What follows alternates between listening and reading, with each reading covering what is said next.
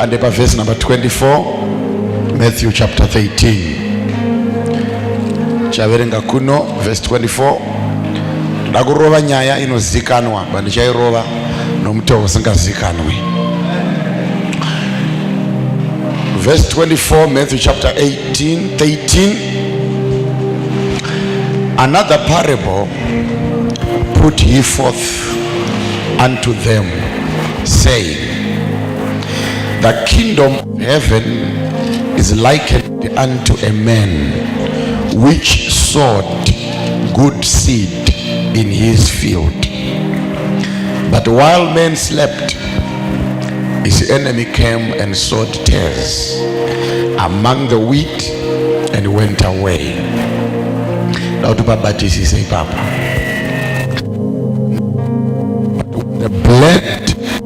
when the blade was sprung up,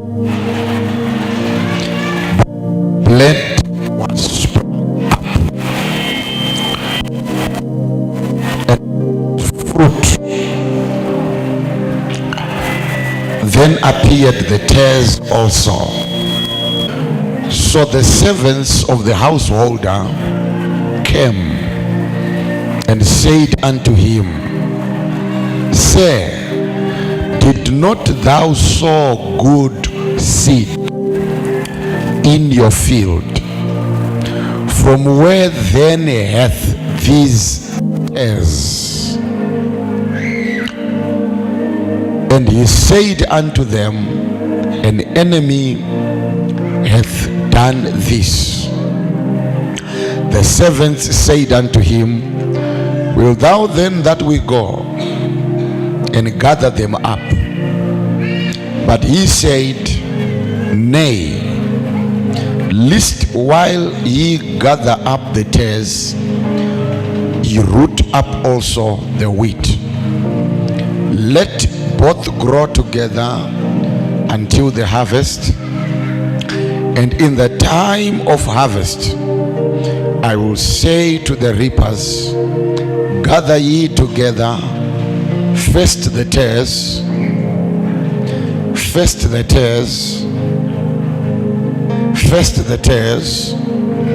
and bind them in bundles to burn them, but gather the wheat into my barn. Now iri pano ino ndirangaridza nyaya yakaitika kuna madzimambo okutanga chapter 3. Solomon paaka nge apedza kukumbira uchenjeri kuna Mwari, Mwari ndokumupa kunzwisisa. Bible ndokuti achibva ku experience impartation ye understanding,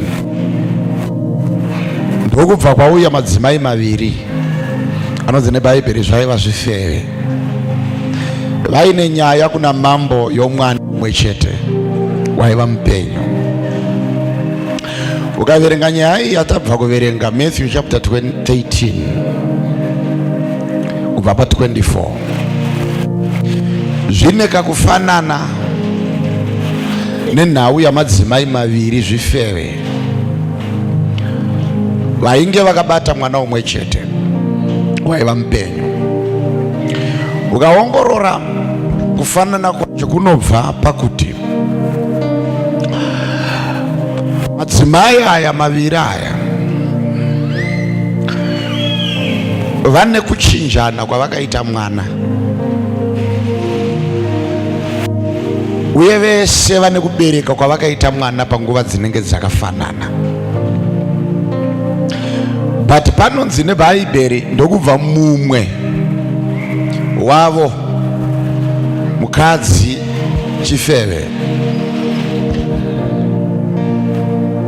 ararira mwana wake, dzima ramwana wake afa. Wakararira mwana wake, haazi mwana wokukwereta, mwana wake, asi wakamurarira mwana wake kusvika mwana adii. Pane nyaya ipapa, ndoda kuti nditerere, usatsvage marevelation akawandisa. Ibate matauro andiri kuita.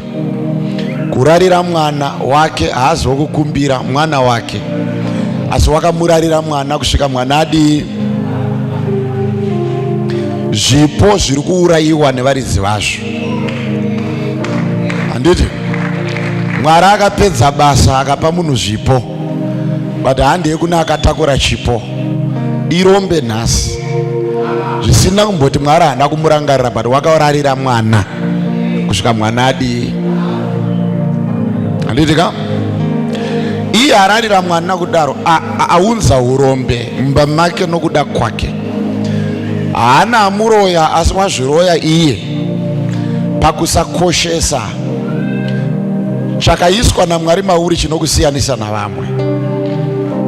Vanhu vamwe anoda kuti muniteerere zvakanaka. Unoziva here kuti urombo haubviswe nekuenda kuchikoro? Ameni. Urombo hunobviswa nokushandisa chiri mauri chinokusiyanisa navamwe. Handina chechi, handitorina chechi zvachose. Amona dhimoni rekusatambarare ndorisingade futi shoko. Anomuriona mazuva andataura ipapapa kuri kumwe tikadai tati sevhisi yapera tipei offering tiende. Ndakupa solution kunhamo yako. Unodzidza ugofunda, but ugoona kuti pfuma chaiyo haizi mukufunda. Nevakafunda vacho ukavabvunza kuti sei vari kuexcela mukufunda, vanokunza kuti hakuzi kufunda, but vane chimwe chavainacho chavakaisa pamusoro pei pokufunda. Ukava lawyer, uloya haukupe mari, but kugona kutaura uri lawyer. Saka chipo chekuzogona kutsanangura nhamo dzevamwe chikanogara pana lawyer nemari inotevera. Chikashayikwa kunyangwa ari lawyer, anova lawyer ari pakati napakati, asiri kuachiva zvese zvinodiwa kuachiva nemunhu anova lawyer. So pfuma iri mauri, chirimo chinhu mauri chakaiswa naMwari chinokusiyanisa navamwe. Chinhu ichocho ndo chiororo chenhamo, ndo chinonzi naSatani uregedze kuchiziva.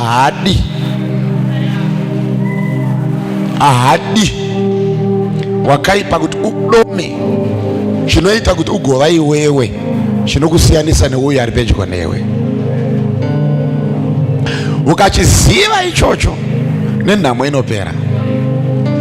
Saka Mwari wakada vanhu vese zvekuti even zvazvo zvokuti tigoti ngatidzingei dhimoni reurombo. Mwari havaida kuti isu vaparidzi tipedze nguva tichivhura mavhesi okuparidzira vanhu against the spirit of poverty. Wakapa vanhu a certain ability mavari inova cure from a spirit of lack and poverty. Asi kune dhimoni rinoti wazvipiwa kudaro unorarira, unotsimbirira wega mwana wapiwa nani na kurara.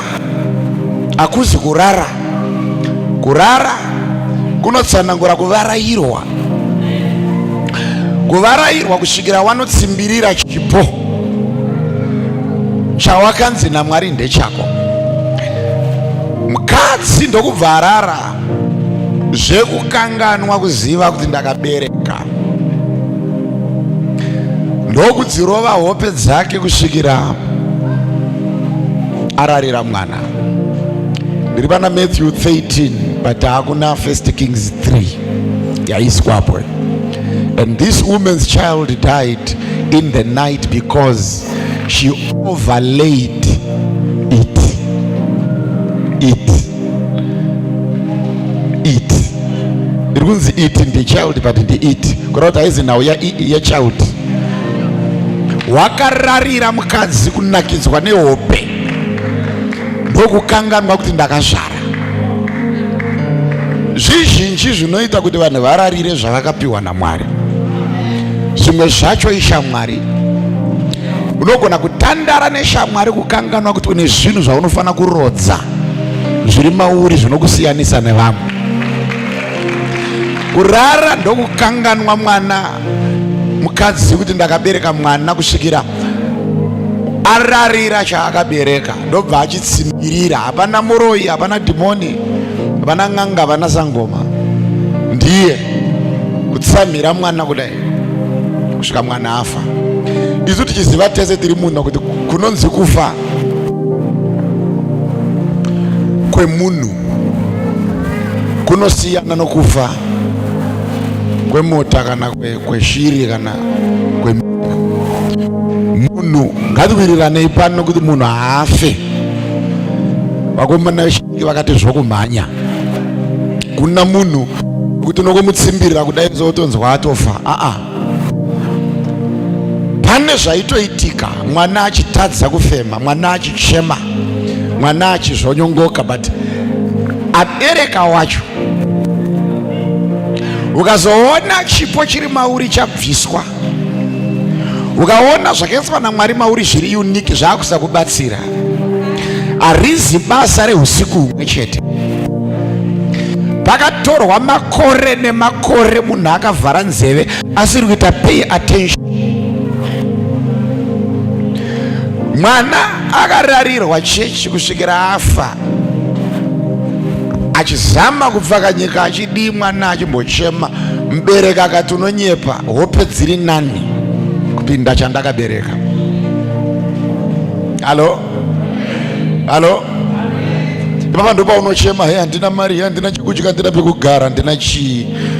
Muna Mwari handitoziva kuti life yangu iri kuenda kupi. Harizi dhimoni. Kana riri dhimoni, dhimoni hombe ndiwe. Una kudera ameni, wazvinzwa. Ndati kana riri dhimoni, iwewe ndiwe dhimoni racho. Bhaibheri yako ukavereka pane imwe nzvimbo unonzwa inoti iwe tsimbe handei kupi. Vashoma vanoverenga shoko. Runoti kudi Bhaibheri? Iwe tsimbe handei kupiko? Kumujuru. Unodii ikoko? Unoona. Mujuru unokumbira churu kudai. Simba remujuru harisi musaizi, riri muhard work. Simba remujuru harisi musaizi, riri mupartnership. Ndadoma chechipiri. Simba remujuru harisi musaizi, riri mucomplementing each other. Saka pari kunzi iwe tsimbe uregedze kumhanya kumaprofita uchipiwa mvura nenhombo namazai. Ungadai wafurahi hako zai iri wadya. Deliverance yako iri pakuenda kumujuru, unoona bedzi. Mijuru hairare mararira unoita. Mijuru ine mitumbi midiki, but inokuumbira bako rinoputsa nhare dzakaumbwa navanhu. Zvibatika. Saka nhamo dzatekeshera uye nekuunganidzwa kwatinoitwa nevane mari, gara tichiunganidzwa maringe nemazere emari, zvizhinji zvacho vane mhosva havazi vatiunganidza. Mwari haana chaasina kuisa mauri neni chinondibvisa muhurombo. Unacho chiri uniki chiri kunzi naSatani. Uregedze kuchi-identifya. Ndava nezuva rauchaziva nenhamo yedzinza, ndo zuva rainopfuura.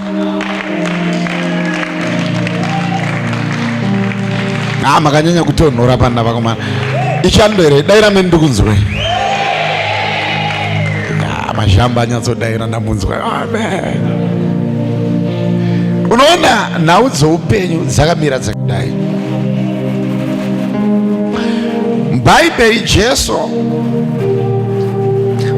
anogara patafura nemufarase vachidya, ndokuuya mukadzi chifeve, ndokudira mafuta anokosha mutsoka dzaJesu. Ndokubva kwaita vake Jesu, kwete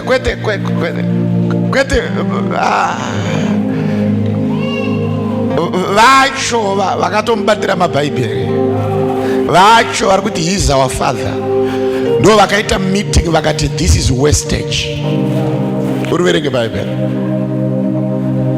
Zvatiri kutambisa nguva kuti tinopota tichidira mafuta anokosha kudai paari Jesu. Taigona kutengesa mafuta tigoashandisa zvine musoro muministry.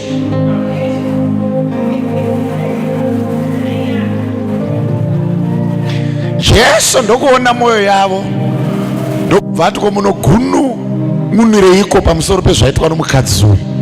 Amuonere kuti wandinatsa, waprofita kuchengetwa kwomuviri wangu. Halo, halo, halo, halo. Wandinatsa mukadzi, ndobva anoti kuchaparidzwa ivhangeri kwese nezita romukadzi ngarirege kudini kunyararwa. Apedza kudaro ndokubva apindura uyo kunyanya kuti mari ngaitengedzwe ende kuvarombo idi zvikanzi ndinzwe bhururu, varombo muchagara muinawo. Right? Kura kuti nhamo dzamuti dai mufundisi musape mufundisi mari muchidi, nhamo dzicharamba dziripo.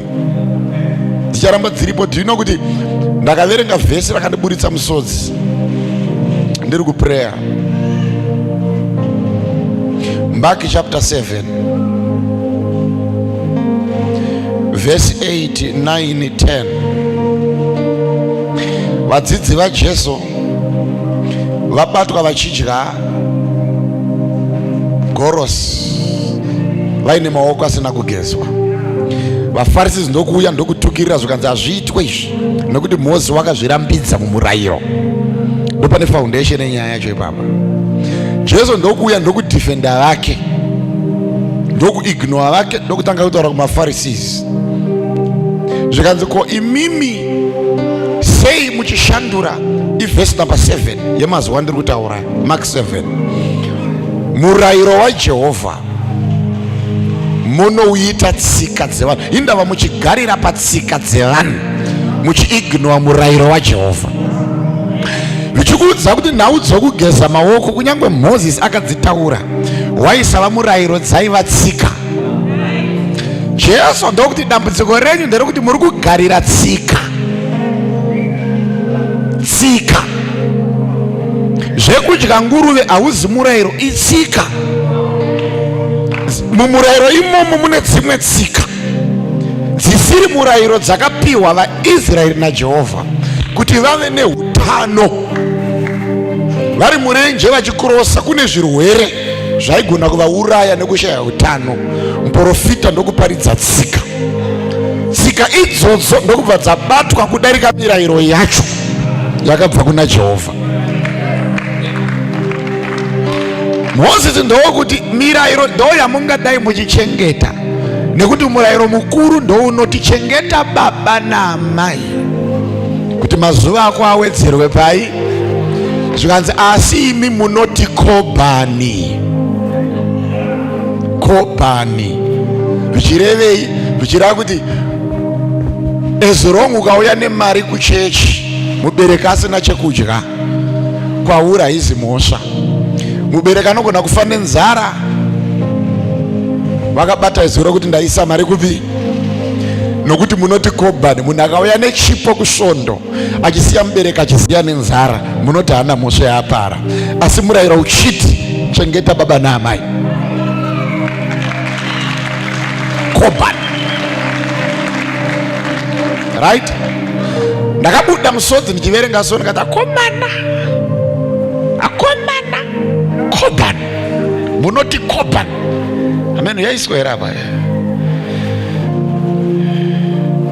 And Moses said to one of the father and their mother was end up at 9:20.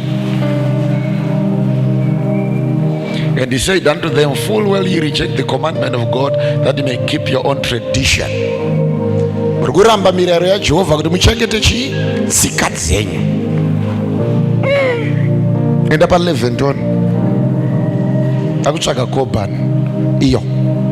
But ye say, if a man shall say to his father and mother, it is kobhani. Au yakabata mari muchechi so, mubereki achiziya nenzara obva ati ikobhani, kureva kuti imari yaMwari. That is to say, a gift. By whosoever thou mightest be profited by me, he shall be free.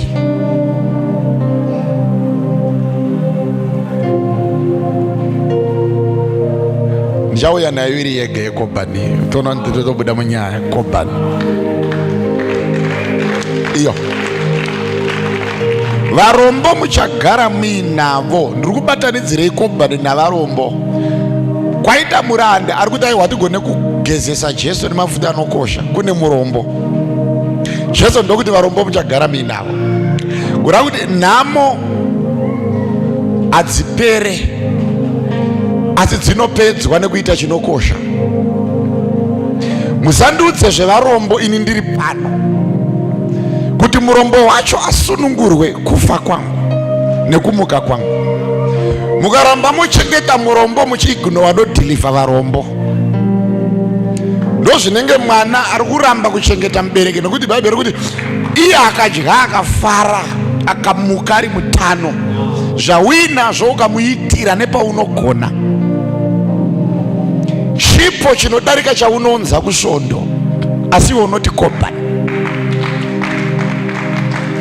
Zvirubatika, varombo muchagara muinavo. Hongu ndazodzwa nemafuta adhura, marwadziwa nei? Unonzwa mumwe wadaita pavarombo. Chazoti varombo havaizi nyaya, vachagara varipo, varombo havaendi. Inini ndiri pano handina mazuva mazhinji nemi, ndinoenda. Ndinobva pamuri, ndorega kunhuhwirwawo here nekuti kune varombo kunzo. Right? Parikunzi varombo muchagara muinavo. Zuma vhesi zvakanaka. Harina kumbengera ati varombo ndiwe, rinoti varombo mucha gara muinavo. Mucha, mucha. Varikunzi ana mucha tisu newe. Ini newe hatizi varombo, but tichagara nei navarombo. Mwari achidedza chechi yake chekutanga chaakaita kwavari kuvabvisira nhamo. Hakuna chinhu, ndoda kudzokorodza, Mwari chaasina kuzvara mauri chinokubvisa mupovhati. Hakuna, hakuna, hakuna, hakuna unonyepa, hakuna. Hakuna umwenyu kutaurisa kwamuri kutaura ikokoko. Mungadai musiri varombo nemataurira munoita. Hakuna. Hakuna udzari pedyo nokuti uri kuzviitisa usade kuti nyepera. Hakuna. Hakuna. Hakuna. Izvo vitende vanhu vari gifted mukufambisa matransmitters e-information. Zvipo. Hakuna kakuitika kuheaven life nhasi kasi uri kufamba mulocation umu.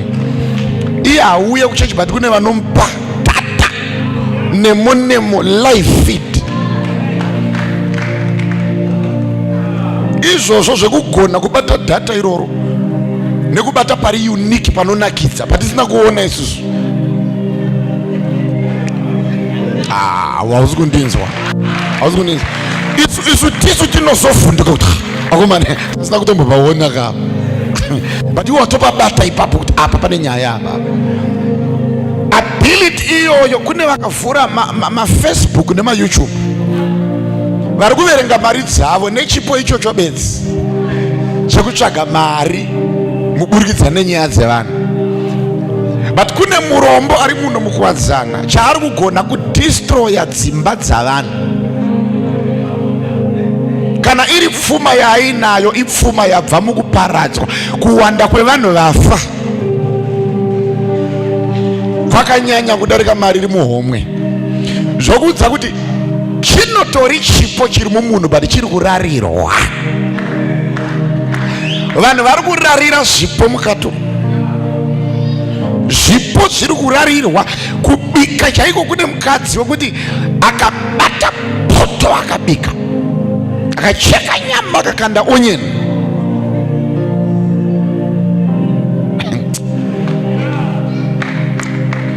Halo,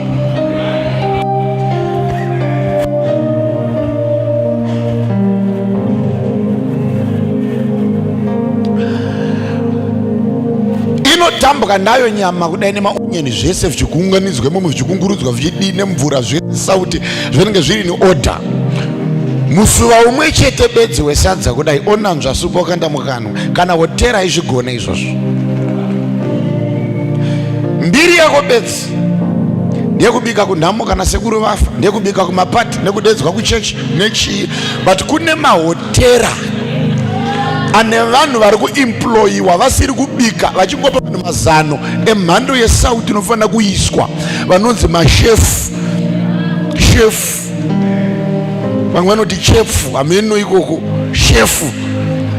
Shefu wacho haaziri anobika, iye anogara bedzi netaya achingoti sauti yawanda, achingonanzvira onzi sauti yawanda, odzoka futi onzi cheka nyama, oruma zvonzi iyi haina kunyatsobhoira.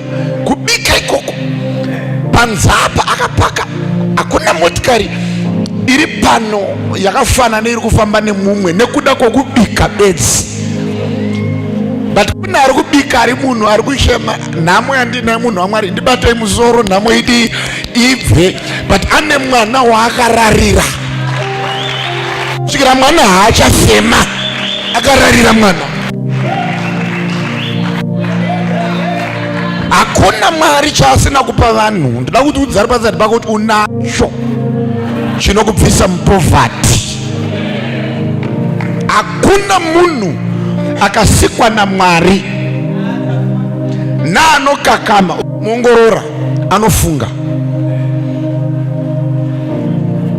naanononoka kufamba ukamuongorora ane power, akabata munhu ngoti dzvi haupfakanyika. Izvo zvogona kubata vanhu kudai so. KuAmerica kune wrestling, munhu anenge angopindi guka chidonha chisikizwa mbama chiekta chidi, but akazvimba nemari kuti ari kunoko. But une mbiri yekuita chikudo kumombe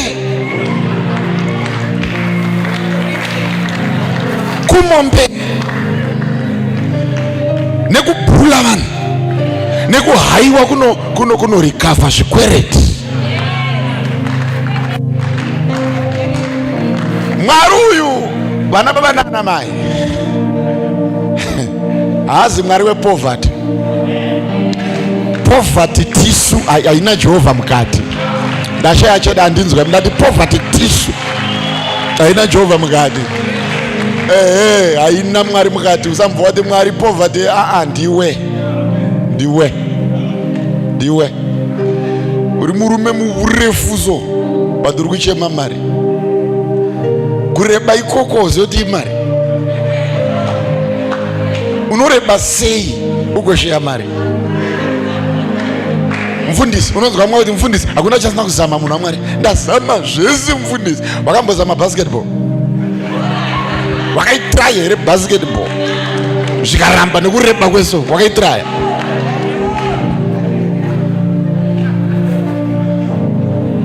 Kune vari varingobhabhisa bhora kudai vachinzvenga vapfupi kudai.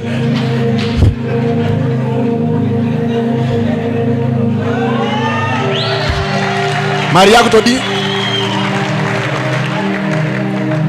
Haro? Vamwe ndikavaona vachipfuma negorofu.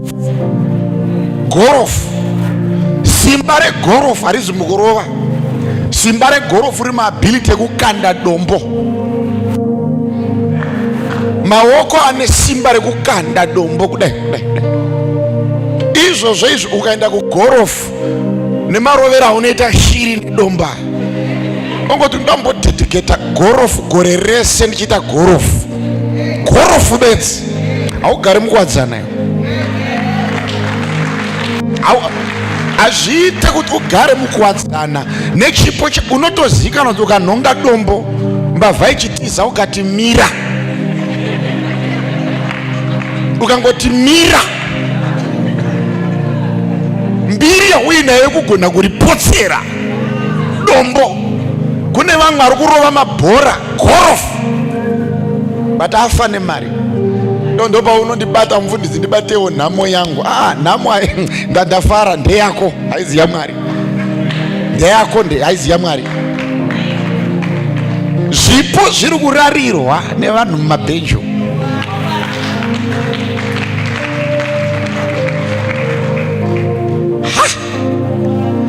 Zvaunonzwa Matthew chapter 25, ndaifundisa veku-School of the Spirit vanoiziva nyaya. Jesu panoti umambo hwedenga hunofananidzwa naatenzi vaida kufamba rwendo ndokudedza varanda vavo vatatu ndokuvapa matarenda, mumwe 5, mumwe 2, mumwe 1 chete. Wemashanu ndokushandisa matarenda ake, ndokubva awedzerwa, ndokubva ava 10, ndokuchengeta achifara achiziva zuva richauya atenzi ndichaprezenta mamwe 5 andaita. We2 ndokushandisa, ndokuita 4. We1 chete unonzi wakatora tarenda iroro ndokunoriviga pasi pedombo ndokunorara.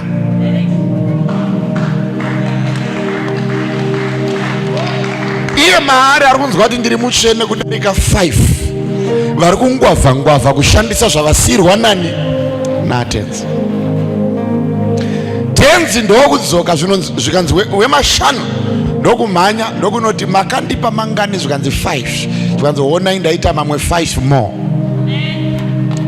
Tenzi ndokufara zvikanzi well done, good and faithful servant, enter ye the joy of the Lord.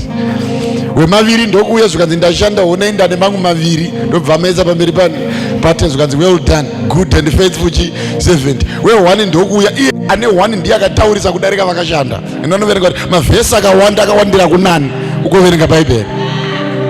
Ivi ndirekaiswa kuda kuti uone kuti akanyanya kutaurisa ndiani, ndiye akanyara. Ukaona makuhwa nechine zvina musoro, unyopo ukawanda. Aiwa, usanimirire ndidzokorodzeka.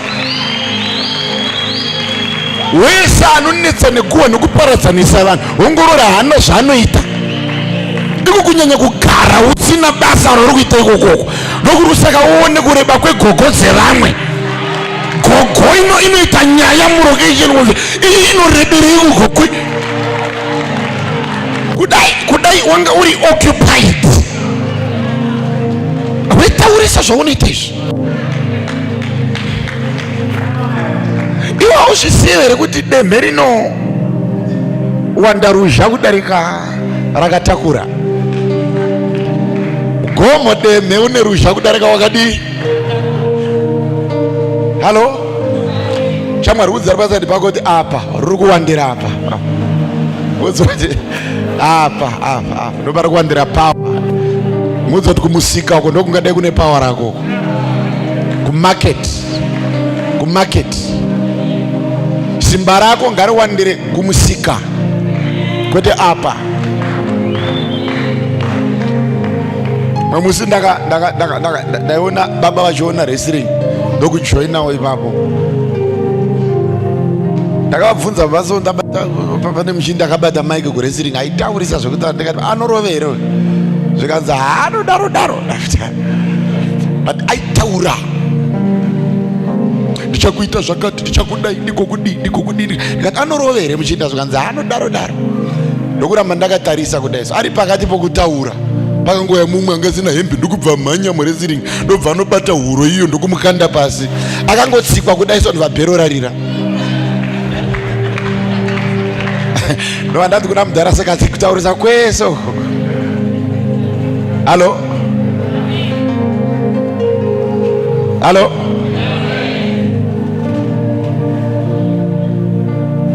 Saka kutaurisa kweso iwo muminitsi mashoma kudaro. Ukaona wese anotaurisa kazhinji mutarise mumunda hakuna chinobuda. Vadzimai vangu vanoziva kunyange munhu akauya kwandiri achida basa kana chii akaira ataurisa bedzi vanoziva. Ozati apa pana zvinogonekwa maitsvaga mumwe. Amai vanoziva nerimwe gore kune magadheni akauya achitsvaga basa kumba kwangu. Akatanga kuuya wacho painongetsera zamaruva atinozomadai so munhu waMwari uri kuona level ende panodaro akatsvukira pakati apa takatora matombo togadzira rokari pachirwa chirungu chichi todii Saka namai mazomuwana namaya. Saka mazomuwana. Wamunoda chaiye. Ndakavaudza ndikati uyu hapana chinobuda. Saka uyu ndikati hapana chinobuda. Vakaita nharo iva varapa. Kati mumudedzembe mazuva maviri one. Auya nokutaurudza kwese ikoko. Aisvika Makiseni nguva aibata nguva. Ona bata bhurumodi zvake. Omirira tea ichingouya kuma 11. Amaimuwana payadhi kuti aidisappear usha akupi apedza tea aitsakatika. Waizomona kuma 2 amuka abata futi bhurumu. Wana wabereka bhegi uyo. Kwanhasi munhu waMwari zvishoma izvi tinopedzisa tinoya next week. Hapana chabata.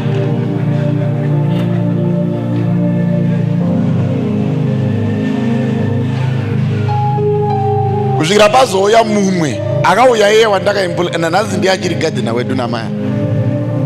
Achisvika ndokutarisa nzvimbo kudai so mibvunzo 2 yandakabvunza yakaita zuva rese kupindurwa. Ndichimumanikidza kupindura kuti apa handigone kutaura kusvika tameasure. We need measurements. Measure handina matools. Saka mangwana ndichatodedza vakomana vauyawo project then tozokupai estimation. Ari kunonokera kutaura anoziva ability nepotential yake. Iwewe dambudziko rako uri kunyanya kutaura.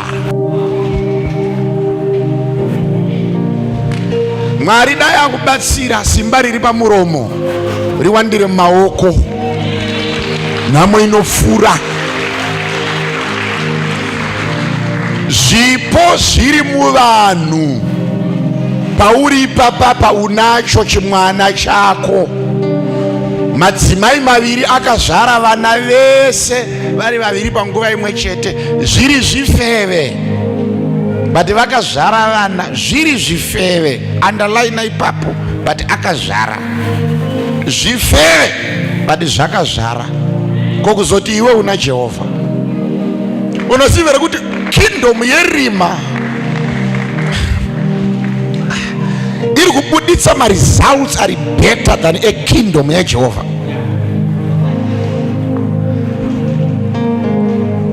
Mwari uyu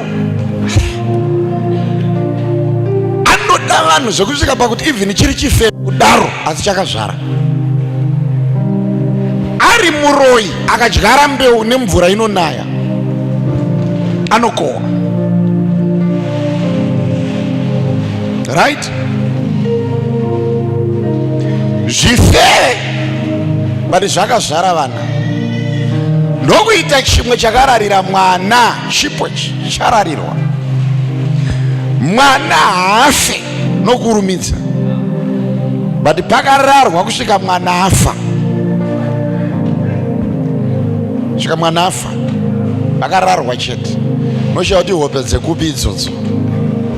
Pakararwa kusvika mwana afa. Mwana agozama kuchema agodii. Mubereki akati kana ndimuke. Ukaona vapfana vechidiki vachikanda toriro mukano.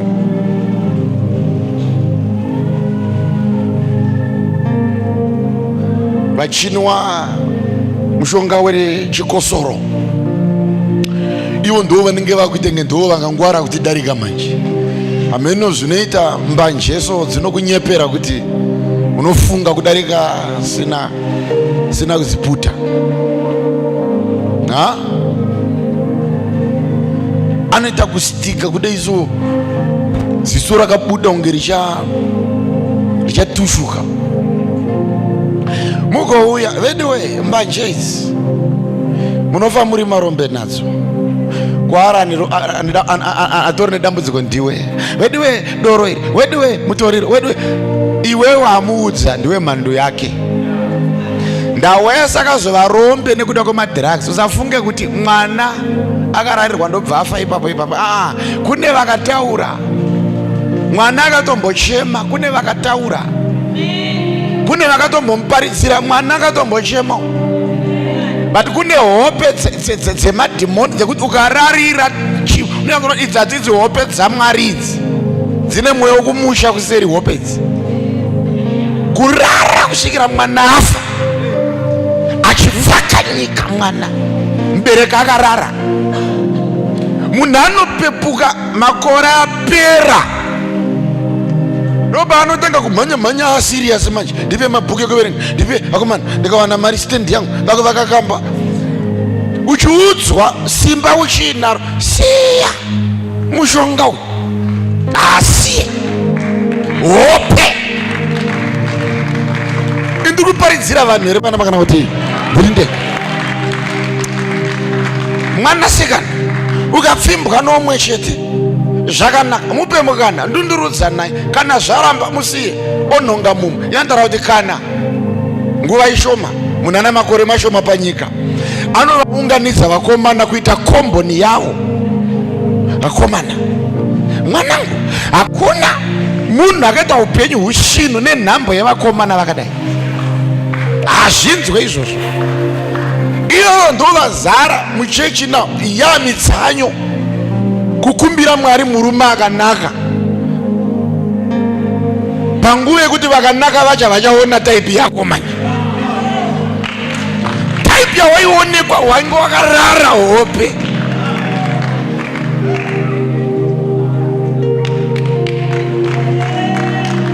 Iro basa redu rokuita vafundisi tokutakura nhamo dzevanhu.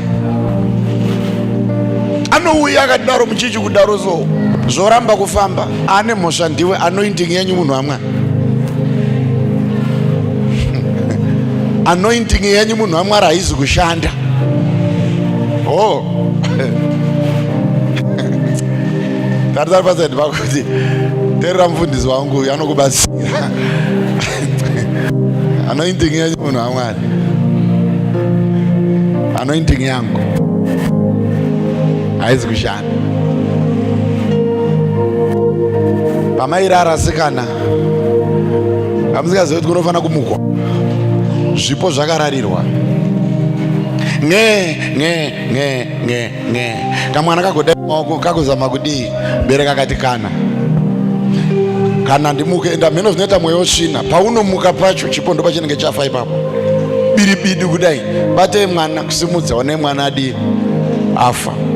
Ndoba akaziva kuti kwete, handina kurara ndega ndine mumwe, uye handina kuzvara ndega ndine mumwe. Ende ndo pane nhau yangu ipapo. Ndokunyawaira, ndokunotora mwana mupenyu. Ndakune mumwe akazvara aiziva kuti koshesa chipo chakapiwa nani, aichibata sezai. Wesa mwana muhapwa kudai so, padiki padiki amuka.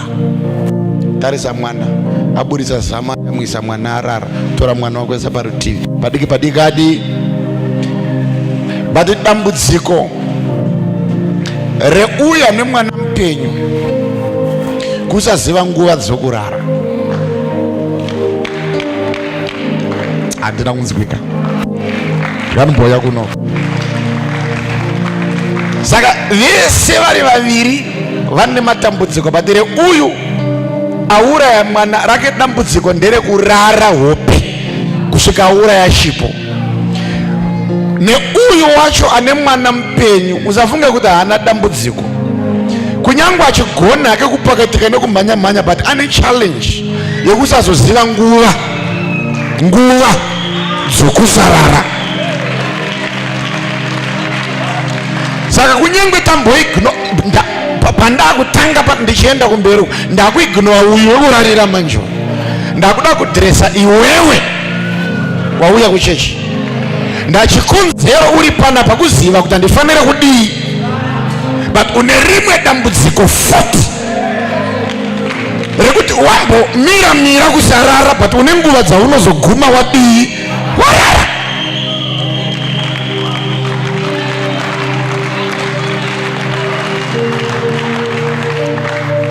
Wapedza zvese, hakuna chausina kuita.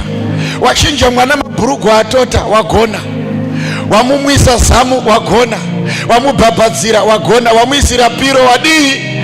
But ndonguva here dzokurara dzawakurara. Vakazvara varare nguva dzakadai. Ndakune nguva dzinorara vakazvara, kochiita dzisingararwe nevakazvara.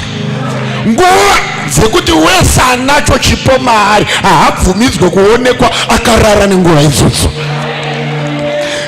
but not at midnight. Hello? Tigare basi vashoma vakasimura.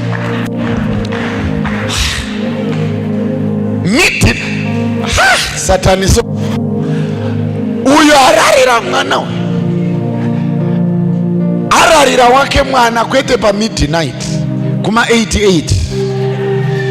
Saka rake dambudziko ndere kukurumidza kurara barachiziva nguva dzokudii.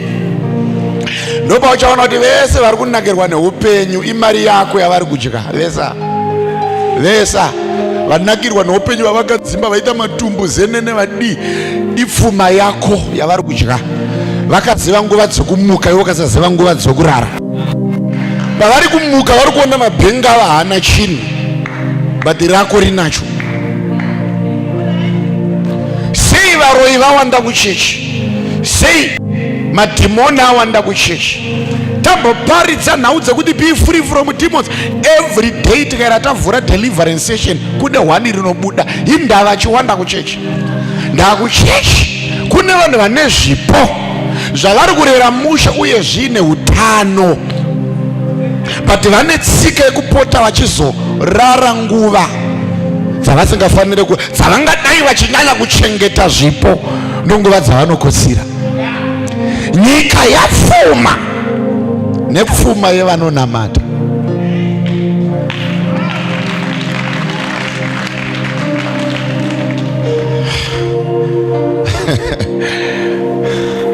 Ndopanonzwa bhaibheri pane imwe nzvimbo ichiti pfuma yavaHedheni ichaiswa mutsoka dzani dzevanakomana vaMwari. Yato restoration yatakutoita, rato basa kwakutopinza ese vanhu vaMwari busy kuti tsanyai munhu waMwari tiite restoration.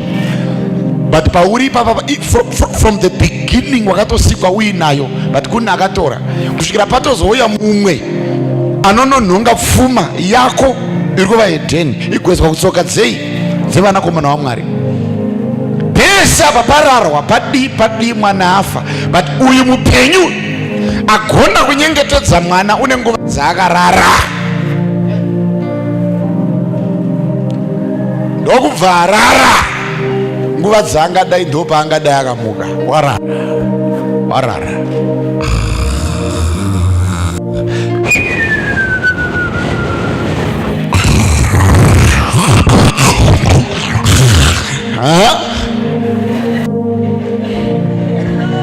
ndamauri uri kuti uri safe. Watora kapiro waisa pakati pako nemwana ukati uri safe, piro inenditira basa. Ndotuma education ekati, ndotuma human means ka, ndotu beauty, ndotu makeup kakati kapiro kangwanga kanondichengetera mwana. To make up, to beauty, to mawivi, to kuchii tukauri kuzama kuedhera uchiti all is well,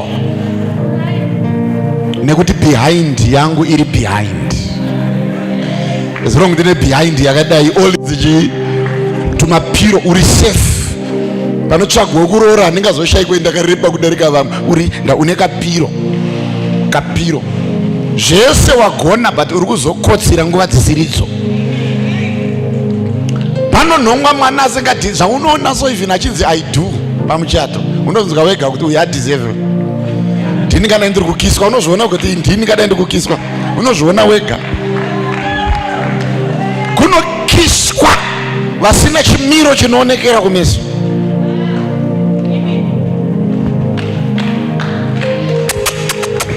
Ndovatambura matama ese iwo hakuna chisiko kumeso, maskara chii ponzi breko pari wazora wadi damara wamhanyi anzi tami matumbu aya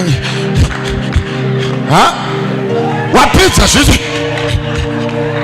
hanzi tsapfu kuti dzidi dzionekere waanadzo tsapfu. Kunonhongwa chidhanana zvacho chisina kana mapress ups achakamboita. Ndochinotambura nekisi iwe uri kasilenda wakaitarisa kisi yembinga ichiwira padama rakadonha kudai risingazive kudhaita. The devil is a liar. Aiwa. Ururara nguva dzisingararwe. Udzari pachigona kuti mukamhaniwe. Kurarire kunguva dzakadai. Hadzisi nguva dzokurara idzi.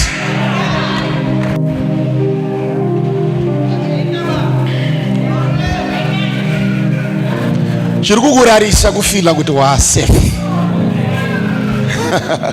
You are never safe. Satan abate shaya. Pana day vesi ranakamboverenga mubhaibheri rangu iri ranakambonzwa bhaibheri chiti Satani wakadii wakabata shaya apererwa zvino akazobata shaya akati haiwa uko handichadzoka futi hakuna. Even nemadhimoni acho ukaverenga bhaibheri Jesu akauya akatiudza akati dhimoni rikamumunhu akati kuti Jesu akati rinodzokera kuretirement. Ameno bhaibheri rako rinodaura Jesu anoti rinoenda murenje ronofamba famba but harifambe kaimomo zvokuti ndaritaya rinodii risati ratsvaga rinopota richituma vamwe kunocheka kuti panani paya hapana here apinda. Ndonguva dzauri kuti ini ndapedza ndasafe. Nyamba kunafirwa nemwana akupota achicheka kuti ndodzora sei pandadyirwa. Hakuna dhimoni. Ndosaka chona kuti vamwe venyu ndakutaura zvausati wambonzwa. Chakaita kuti udonhe mubusiness, chakaita kuti usimuke wakunamata odonha futi uchinamata, haisi nhau yokuti Mwari haagone kukudefenda, but wakatadza kuziva kuti pauri kusimudzwa munhu waMwari wauya wakonekita wadita kunamatira wakubata tumari. You don't know kuti patakakupa deliverance yako madhimoni ako haana kuenda kuretirement. Une nguva yawakatsika mabreak kunamata. Ipapa pandiri kuita ma 1 hour breakthrough marathon huona kuzara kwakaita chechi, but huya na 9 uone kuti vangani vari kunamata.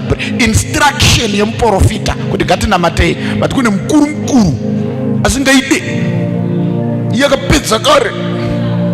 Cheka ribazadi pako kuti ndiwe wakawanyingwa manje.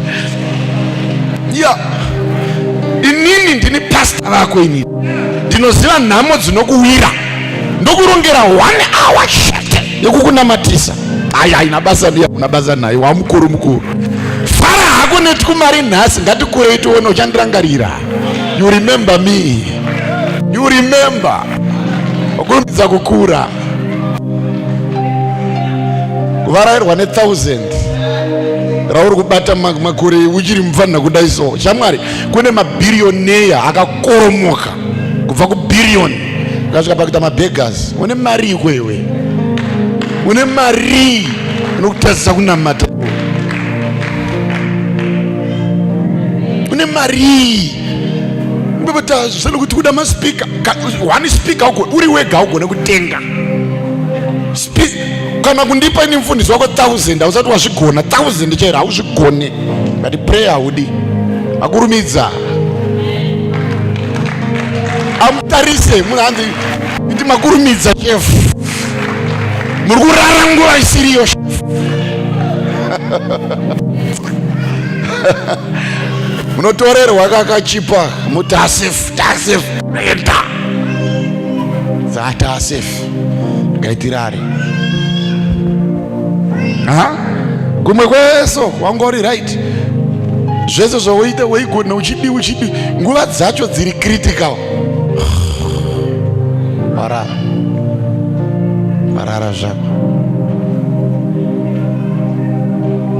ndo panosimuka mukazi uyo kufirwa nemwana we ndokubata kaika mwana kusimudza kudai kwana mabhurugu akameswa kati pamwe inapukeni kuchinja amutswa nemabhurugu ameswa inapukeni abayewa mwana atozomesa atsimbirirwa newe angasikatodi kumesa ndiwamuvhara mhino kusvika mwana atozomesa kudai watozomutswa nehwema. Upenyu hwatadza kukumutsa but shina ndo yakumutsa. Reconnected kumasewage. Unoreacta kune masewage unenge uchikotambudzwa magadziko ndoka unoreacta ikoko unotsvagwa mari ukaureacta unoreacta kuhwema.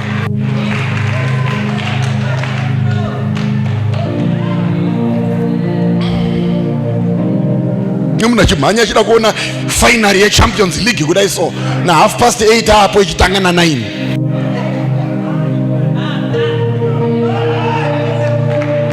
kumudza kuti harisati ratanga kana mira timbona zvimwe anoti vanoda kutonzwa vachingotaura vachitaura inonzi kudi iyo ndoonoona bhora iyo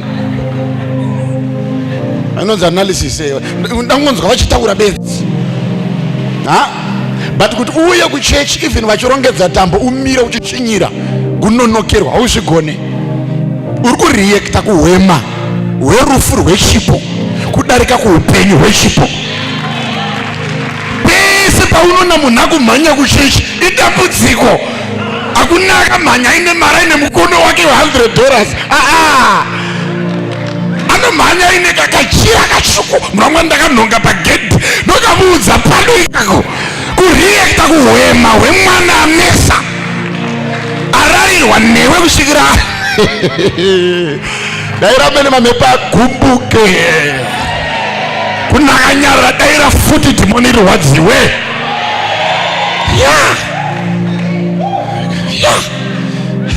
Tikare pasi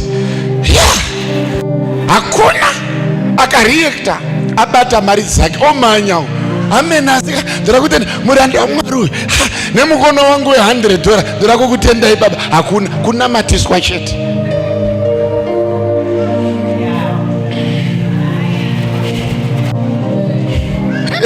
Iwo ukaitwa mufundisi wo kuda wanga uri inini wo chechi inodakavharwa.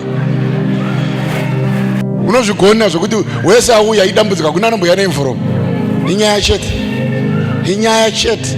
Mufundisi mwana wangu, mufundisi nezuro, mufundisi chakati, mufundisi chakati. Mwemusi ndakauya pana ndikaita 3 hours nchikunamatira pana baba. 3 hours. 3 hours. Ndapedza kunamata ndichema pana for 2 hours pana. Ndakasimuka. Ndataka kubata cheya 1 by 1. 1 by 1. Enda pana mboti Mwari ndipewo ka stand ndaitaura nyaya yako iyo. Kuti Mwari auye munhu agodzokera akadaro. Akagara pano Mwari mupei zvaanoda. Mukomborerei, murangarirei, muitirei Mwari ngaarorwe mwana uyo. Ndiwe. But nguva idzodzo wakarara. Kapfondoka. Dziri kunaka. Nguva idzodzo zviri kufamba. But kuna akaziva tenda mwana uda kamufundisi wawakapiwa. Ndakaziva kuti kune nguva zingararo kana arara hake ndiri mufundisi wake ina ndirare ndichamuka ndichanamata Mwari ngamuchengete newo ndokunamatira uchengetwe naMwari nezita guru raJesu. Unorarirei?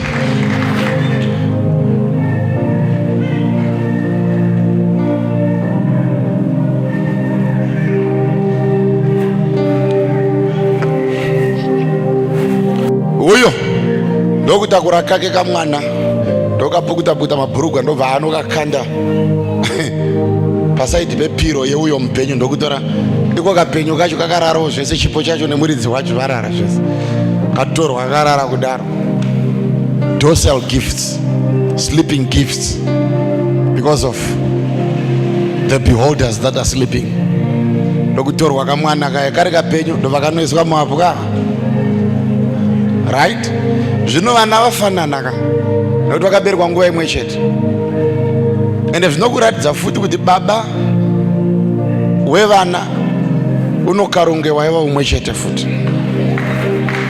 Ndasivhirawo madzimai avarataurwa. Ukaverenga kumba unoruona wega sivhiracho. Zvinokuudza machances ekuti baba handiti ka. Ende uye chinotipa kuti tigone kuparidza tichiti baba vaiva vamwe chete.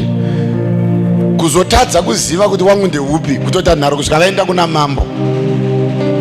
Zvakukuudza kuti vana vaitenge matwins kunyange vakabuda mbereko dzakadii. Right. Uyu ndokubva zviziva kuti hapana rosa baba mumwe chete. Ndo zvinoitwa nemadhimoni. Madhimoni zati hapana rose zvipo zvinobva kuna Mwari. Tese takasikwa naMwari tese. Chipo chiri mauri chakabva kuna Mwari naiye akasikwa nani? Akasikwa naMwari.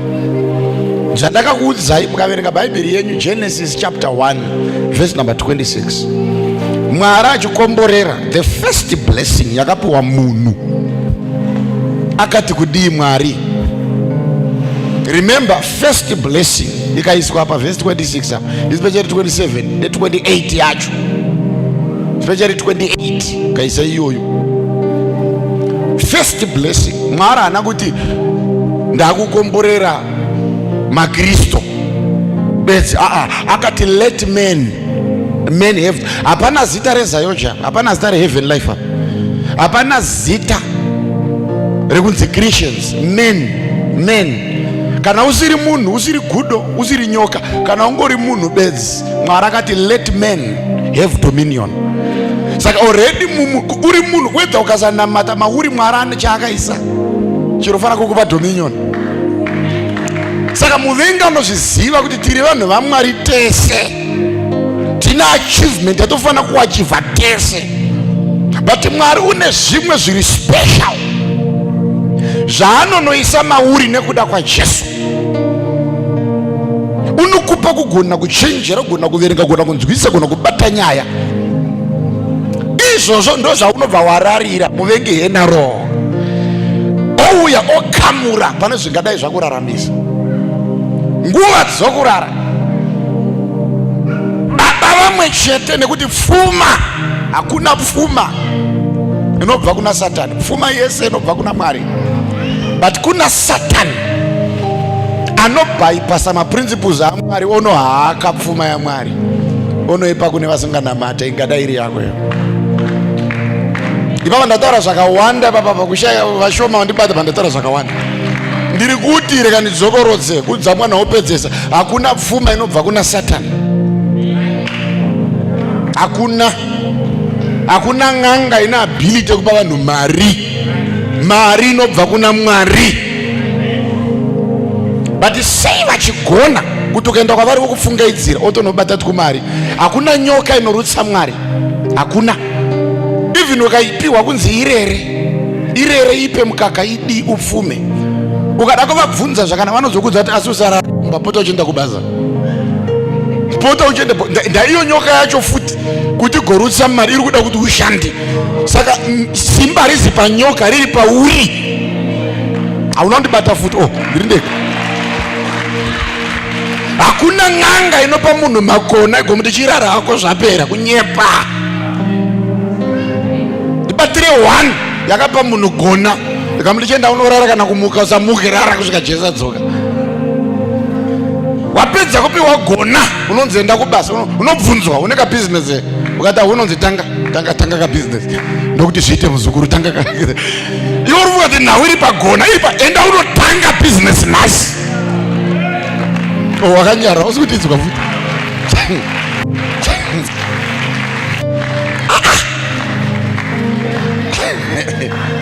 Unopiwa nhombo kuti kunzi ono nhombo iyi zvichanonaka, but chichenda unoona kwauri kunzi enda unoisa nhombo yacho, iri kunzi enda unoisa muofisi, kuti nhombo haishande kana usati wane ofisi.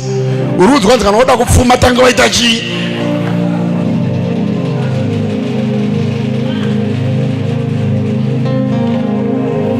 Haleluya. Unakanyarara, haleluya. Achakanyarara, haleluya.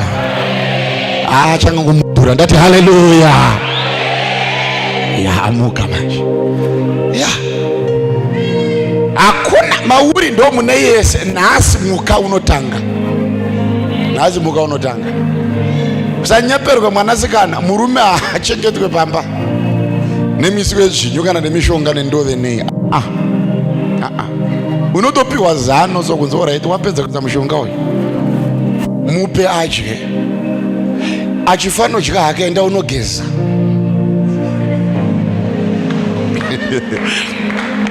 Enda unodi ende dzimwe ng'anga dzikana dzikatoona kuti kugeza ugeze, dzinokupa mafuta ekuzora. Nonzaya unozora wapedza kuti yabvisirwa nhau haisi yemafuta, enda unogeza zvako zvinofamba. Smart beds. Sadomunzwa mushonga yekunzi haisaswa usati watsvaira mumba. Usati wamboinzwa. Nhau haisi pamushonga, tsvairai mumba mai. Smart chayekutsvaira mumba. Nzi inodamba madii. Wazopiwa manje unoona nedikita. Endo chitsvaira futi unobva nzi pota uchidzokorodza mazvo kuti uri wangu, hauna kwaunoenda, uri wangu, nyamba uri kunzwa kunzi chaunotaura chese nemuromo wako chinozadzisa zvese hauzozvibata kuti dofo ndiwe manje baba, hauzozvibata utopa n'anga mbiri nyamba dofo ndiwe baba, uri kutoonekwa weaknesses dzako. Ndosaka baba vangu zvikanzi ndibatire hwadi ndoona n'anga hakuda avaone unocheverwa madofo tipi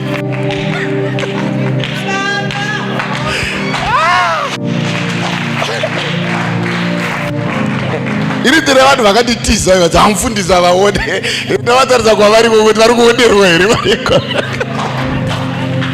vari kurohwa mari.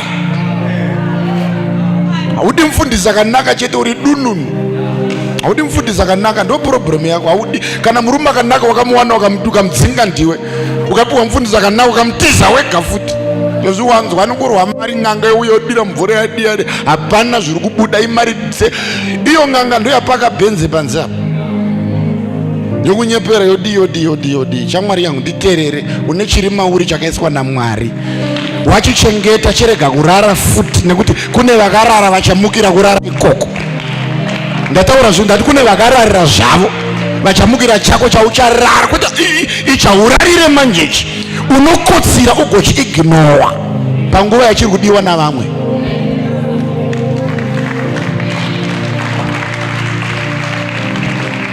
Ndunzikaza ndikutaura garai pasi,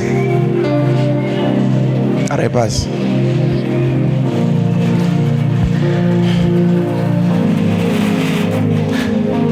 Achitora mwana kudai achitsivanisa inonzi switch, demonic switch. Wakamboinzwa iyo yakabudai demonic switch.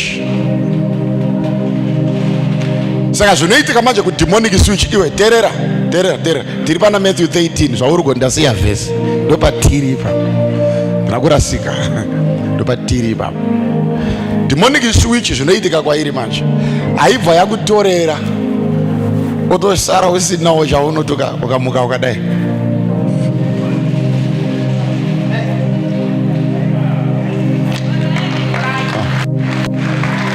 But demon are very intelligent. Chaanoziva ndechekuti urikuda evidence chete but hausi kuda manifestation. Chauri kuda ungonzwa ndinazvo but hausi kuda kuzvishandisa. Saka anonoisa chakafa okutorera chipenyu. Yoba unomuka papewo ungonzwa bedzi kudziya nyamba kukatofa magumbeza obata dama netsiyo kudasa dzakaripo. Sa izvi uri kutambudzika kuti but zvinhu hazvizi kufamba se but karipo zvinhu zvakamira but karipo uri kubondera maCV hapana ari kugamuchirwa vakomana kana ari kuridza muridzo benzi zvaro harizi kukuona wabva kugeza hauna wapfidza nekuinvesta wapfeka gogo wadii masinika hakuna netikunobata kudai ungachatushura zvidya kudai kuti dai kabata hakuna ari kupfaka nyika. But uri kuti ukadai so uri kunzwa kuti kanenge karipo kamwana nhaika kanenge karipo nyamba hakusisina mutumbi uripo but kufema. Ene number 2 akazi kako futi watotsivaniswa demonic switch. Demonic switch haikunyime murume but haikupe wako ID wako haikupe but haushai. Namwe ndakakufundisa itiri muhou tsata waipana ndichitsanangura about the demon of limitation. Mukonotsvaga mharidzo dzacho dziripo paYouTube. Ndikati demoni relimitation harizi demoni repoverty. Relimitation rinotokupa harinyime nemadhimoni haanyime anonyima ndiwo hako but dhimoni rinotoziva kuti zvinhu zvedu zvifambe isu madhimoni ngatipei. Demoni relimitation rine charinokupa kuti uvarairwe ufunge kuti chichiripo dzogono charova pasi. Ukapiwa zvishoma unopota uchibreka mutsanyo ndo zvariri kuda ukatsanya-tsanya uwane chinokubrekesa kuti handakubreka zvaita zokona usati zvedii vakapiwa mutumbi bedzi, so unokupa kurelaxa zvikanzi kumabreak through prayer uye nyamba une mutumbi, kwanza handei kugoma urejesta nyamba une mutumbi. Runzika here ena unobvunza nachiremba vanokuudza kuti panorapwa munhu zvinhu zviviri zvinorapwa: chirwere number 1 nemarwadzo number 2. Saka unogona kurapirwa pain but usina kurapirwa chirwere. Ugobuda wambopinda uchikamhina, ugobuda wakumhanya nyamba usati wapora, kune charapwa chinonzi pain. Pain inogona kushandwa nayo but usiri healed. Ndosaka kune mapain killer.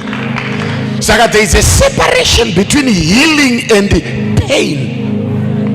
Vichikudza kuti kusanzwa pain azvireve kuti you are healed. Unogona kutova sick usina pain. Hausu ndinongana ndiri kutaura chipende panapa, daina mene ndiri kunzwa kaniwe uchirwara but usingarwadziwe. Unozongoita 1 week bedzi d waenda nyamba pese wairwara, pese wairwara. Magotsvagwa muroyi, ndakafiro kacho hakuna akambokakunda akajairikeka nyamba hapana muroyi. Because you don't know that pain is not sickness and the sickness is not pain. Though these two things they interact but they are totally different. Sa iwe unogona kusvika palife yekuti uri kurwadziwa neupenyu ukofunga kuti una Jehovah, nyama ndo utori na Mwari akawanda mupain imomo, ndo muna Mwari akawanda. Ndawakaudzwa kunzi kana Mwari apo hapasina pain, zvingarwadza zvinhu zvanaka, nyambisirwa kazhinji ukaona zvakutenge zvisina kurwadza mukati, ndo patsaona Satani manje papo. Nguva dzaunoti zvakufaya zogono ndo Satani paagara matunduru ipa.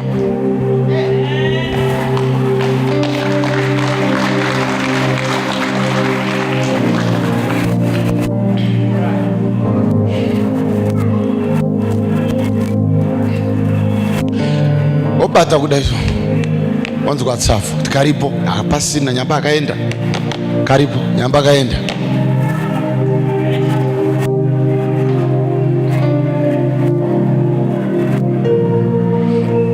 Hapasisina mwana sawira savharwe kudai mwana anga aripo. Tarisa maresults, mwana anopota achichema, iwako uyu anenge ariziwe. Iyo motikari yacho ichanakidza. Wamboipira testimony kuchechi kuti ichafambwa nayo haicha yakusori yakapakwa pamba. Nda kuti uone akomana ngati I must speak next week.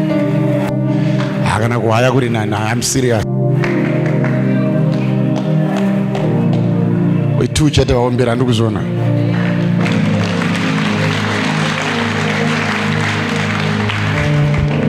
Eitu vaombera zati vazhinji vasitofambirana neni panyaya iyi.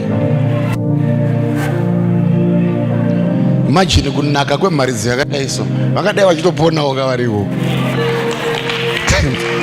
Andikunyepa here, vakadai vachitoponawo variko. Saka unokabata soko kudai soka mwana hakusisina. Iwo uri kufunga kuti kachiripo hakusisina. Kamwana kaenda. Ndakako kamwana kanofana kupota kachikumutsa nema-alarm kachikuchema konetsa konetsa. Mwari anobvumidza muvengi kupota achibata life yako ichimbochema kuti uione kuti iri kurarama. Inombodzvanwa yochema kuti uzive kuti is still alive. Hakuna mwana anorwadza semwana asingachema, asingadi. Bozi kuti uzive kuti ari kufara, ugona kuziva kuti ari kufara. Kuti uzive kuti afa, ugona kuziva kuti adia. But ukaona kachemba kavhekaira akadonedza masipunu akadii nematebhuru, Mubereki nekusera kati iwe unosara achivhara achiziva kuti kari active. Hani ndizvo? Handei pakumuka, akumuka manje ndeuya anga nemwana mupenyu. Barabadi kutarisa kudaisa une mwana aripo. But chakumunetsa kuona hapana activity.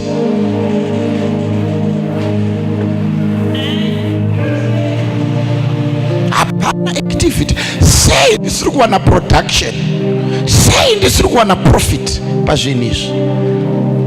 Zvinhu zvese zvawakapiwa naMwari unofanira kuwana profit. Sei hapana profit ka. Ndopa akasimudza ruoko rwemwana kudai atarise, ndina kuzvara mwana akadai. Ndokupidugura kudai so, ndokutarisa nomusana kwese kumagadziko kutsafu kupiko achivhura minwe aone no andizvare zvakadai. Saka chekutanga ngatitendei Mwari akagona kupa mukadzi uyu knowledge of the abilities of her gift. Knowledge iyo ndo yakakwanisa kubatsira mukadzi kuidentifya kuti someone has switched my gift, because I don't operate this way. I know how I operate. Ndinoziva kuti in my moment I'm able to harvest this much. If I cannot perform to this level, there is a demonic activity somewhere. There is a demonic spirit somewhere. Ndinokuzvara mwana akadai, chinguri ndanamata handizive type dzakadai mubedroom mangu. Ndopa akati simuke ndokutakura mwana, ndokubva anodongorera abi yake vekusemu industry sawira, ndokucheka kudaiso, ndokufugura gumbezi. Wanei mhino yomwana iri mugumbezi, exactly mhino yomwana wake. Akati something is wrong. Kuti abate tsafu dzemwana uyu ndobva ati apatika, siya mwana wangu, siya mwana wangu. Asikana taura ichokwadi, asikana taura ichokwadi, chiuno chabatwa. Aiwa asikana akati sita zvokuti tenderedzane pana mwana ari umundewani, aziva kuti ndatorerwa nehasha ndokubva dzadii. Zvaunonzwa Bible yakutaura ichiti from the days of John, the kingdom of heaven suffered violence, but yet and the violent shall take it by. Kana ndamboziva kuti ndatorerwa handichanyarara, ndokutanga kukunyamasika zvikasasikana kana kuri totorovanaka, totorovana. Iyo uri kudeko pano ndandakazvirerere mwana zvikanzi usade kutaurisa tokuzivai. Ndiri kuti wandakabata mwana uyu akafa hazi wangu, ndewako. Uyu ari muhapwa, usade kunyepera kungwarongo wako kugona kuchengeta. Kutanga rini wewe kuziva kuchinja mwana manapukeni. Dzora wangu mwana, iye atora asiri wake mwana, hasha ndokubva dzasi. Ukaona madhimoni achita hasha usafunge kuti akabata zvinhu zvavo. Even nemuviri usiri wavo rinoramba atete richipecha.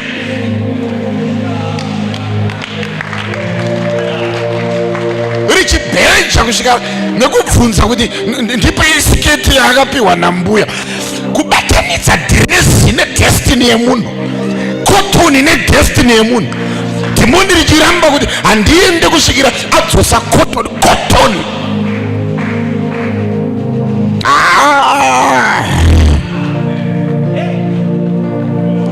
Uyu ndinofara ndavana kuramba akanyarara. Ndoba akati nhasi muchandiziva kuti ndinonzani.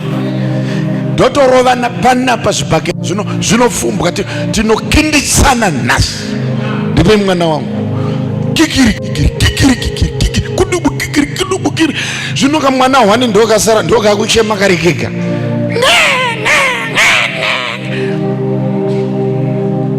Ndopakasimuka uyu ane mwana mupenyu akati kana ndinoziva kwainoperera, handei kwamambo. Tsokono kwamambo nezoro chai, kwamambo ndoko kapiwa wisdom nezoro chai. nezuro cha. Unoziva kuti ipa pandokutaura kuti ndainamata pano nezuro nandiri pano nezuro kukuudza kuti kune rimwe power riri mandiri but hakuna kana hwanani yachidyara ipapa hakuna zvakangoda pandiri kuipa masignal zvekuti kune wisdom nezuro.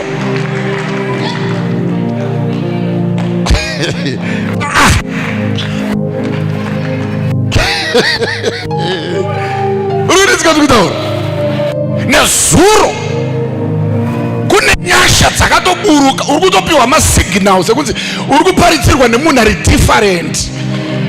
Une zvinhu zvaufanonge watopika kuti finish right. Mambo wisdom nezuro mukadzi akati kana ndakuenda nenhamo dzangu nekuti mambo akapiwa kuchenjera nezuro. Ndobva ati asikana kuti nhau ipere handekwani kwamambo. Aiwa kuna kanya ndati ndekwaniko kwamambo. Mambo vapiwa kuchenjera ndokubva vasvika vari vaviri. Hona manje uyu akabata mwana mupenyu haazire muridzi wemwana. Tigare pasi zvedu maita basa gare pasi. Akabata mwana haazi muridzi wei. Saka unotoenda kuchechi uri empty. Hauye kuchechi nokuti wapiwa deliverance. Hauye kuchechi nokuti wane mari. Hauye kuchechi nokuti unotouya usina. Mwa kuti ndichazoenda ndanazvo, ndichazoenda ndane hembe dzekupfeka. Urombe hoyo uri kukuadvisa unotoenda usina. Handina kunzwikwa ndati unotoenda usina. But unoziva kuti kwauri kuenda ikoko ndokune marecovery yangu. Inini ndiri pano ndakatanga kuparidza ndine trouser nechigamba. Handina kuzombo ndichaparidza ndane sutu. Sutu yakanowanira papupiti. Yakanowanira pandichiparidza chigamba. And I don't forget chipanapo chachakanaka chigamba chandakatoendesera kwatera kwete kuzona ndega kwatera akachirova nemushiniso kasiya tutambo ndikadambura tambo vaiti smart. Ndaiti ndikaaina chigamba mpono waipfuura napakati pechigamba kudai so.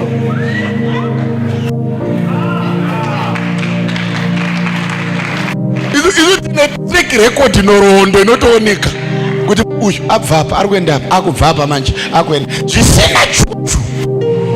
Ndizive mushonga ini chinguri kana n'anga ndizive kupinda mbame n'anga ini. Chandino chinguri ndaberekwa uyu wekudenga wamazimbozi ari kusiri kwezuva uyu. Uyu ndiwo ndoziva macho. Ndiye benzi akandirera kubva ndiri rombe. Chigamba ndikamira ndikaudza vanhu ndikati Jesu mupenyu vachitarisa chigamba. Zvikapazoya mumwe mufundisi mukuru haku South Africa ndokuninzwa ndichiparidza ndokumira. Ndakavhunduka nomunhu akachena kudai. Ndapana ari kunzwaka panenge ndopamwe madzimai maviri nemurume umwe chete. Zvaunoona pese panoitwa zvaMwari panowanda madzimai 2 vakadzi murume 1. Apo tiri 3 ndiri kurova ndachechi yachairwadza yatonani. Ndekuti uchiintroduce nyaya panenge pasina munhu. Saka unombotanga uchitenderera. Ndokwakabvira kuignwa mavhesi koko zvakabvira kuroti. Unongo uchitenderera uchiignwa uchiti aiwa tichazoerwa vanhu vadii. Voungana panoungana 5 kubva kuti zvauya mareka ndipinde munyaya yapakati koenda 2 kosara 3 wakuda kunoiconcluda 3 vaenda kwauye vamwe 4 more vanyowani vakusvikira paconclusion. Kusvika ndaona kuti aiwa ukakudi musoro wenyaya manjo akutombodi topiku chigamba kudai so. Ndokubva amira ndikati ndakachena kumira achinzwa vhangeri kudai achipedza ndichipedza kuba ndobva ndidedza ndobva ndiprofita.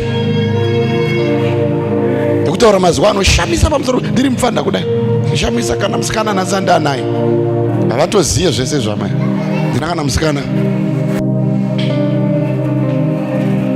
Mangwana ndokubva adzoka ane sutukezi kudai ndichipedza kuparidza ndobva ndiendesa paEast Gate ndokutenga kofi ndokunwa ndobva ndisira sutukezi. Ndo sutu dzangu dzokutanga. Sutu dzokutanga. Bandakaenda kubasa ndisina. auye kuna Mwari wanazvo, uya usina, uya uri empty kuti vanhu vaone kuti apa ndo paakupinda wani. Zvino kauya unazvo tichaziva here? Ndosaka uri kuzvikudza, bozi uri kuuya wakatotakura healing kudhara. Uya uri empty, vanhu vaone kuti apa pari kushandani. Nguva dzaunenge wapa crisis ndonguva dzinofanira kuswedera pedyo nepane uchenjeri. Haana mwana wake mupenyu but wakaenda asina. Chechi ndiri kutaurawo nemunhu ari kundinzwa here. Uyo akabata mupenyu handiye muridzi wemwana. Ndokupinda muimba yamambo ndokutanga kutaura nyaya mese munyaya munoiziva. Uyo akabata akafa ndobva aklema akati uyu mupenyu ndewangu. Uyu ane mupenyu akati munonyepa, iye mupenyu wacho ndewangu, akafa ndewake. Mambo vakanyarara, vakacheka dama nechipakira, havazi kutaura. Apedza kutaura madzimai afemere kadikitira manje kana chekutaura pasina. Zvakanza mambo, ndipewo munondo. Munondo ndokubva wauya, bati tipe kapenyu kacho ikako. Mati mupenyu ari kupi zvikanzi uyu ndobva katiwo ng'e kuziva kuti zvikanzi ngakauye kuno. Zvikanzi iwe ndokubata imwe chisecurity chachiri pai zvikanzi ita kupidigura kudai so. Vakabatwa gumbo kudai. Zvino kadai maoko zvese nemakumbo kuda kudhanzuka kamwana kakadai. Uko vabereki vakadii? Akazvarwa urwa ndobva warira. Ndiye akadii? Matumbo arira. Kamwana kapidiguru. Uko mambo avazi kuobserva mwana, vari kuobserva meso. Anoziva muzvere kuti muridzi wechipo, asi iye chipo chake chakadai. Ari kuobserva hunhu hwevazvere kuti ndoda kuona kuti already papidiguru mwana akazvara dumbu rarira. Mambo akatanga kuti signal. Sei uyu ariekta, uyu akabata mupenyu asina kuriekta. Zvikanzi bhururu ndibvarurirewo mwana iyena pakati. Ngavasari vachisarudza kuti ari kuda musoro ndiani, ari kuda muswe ndiani. Inganetse nyaya iyi, oviga kwake oviga. Mambo vasati vapedza kudaro, uyu akabata akafa. Ndokubva aumburuka pamwe, zvikanzi kwetema, ndokubva aumburuka kudai. Zvikanzi ndapota mambo, muregedze henyu kubata mwana uyu. Ndabvuma, chipai hake iyeyi uyu mwana. Urikuona mwoyo wemuzvere uyu ari kuklema kuti mupenyu ndewake. Ndokubva asunga Zambia, ndokunorisungira kuno nechekumbabvu kuno kuti ari kukunya, ndobva riti shwe. Zvikanzi ngakafe.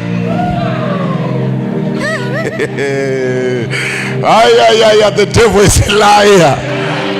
Zvikanzi kana mambo kana tichibuda tese ngatibude tisina. Kuna zvakadaro achipedza kudaro zvikanzi namambo siya banga yangu nyaya ndapedza. Vanzi tora mupenyu upe kunouya newakafa, otora akafa opa kunouya nemupenyu.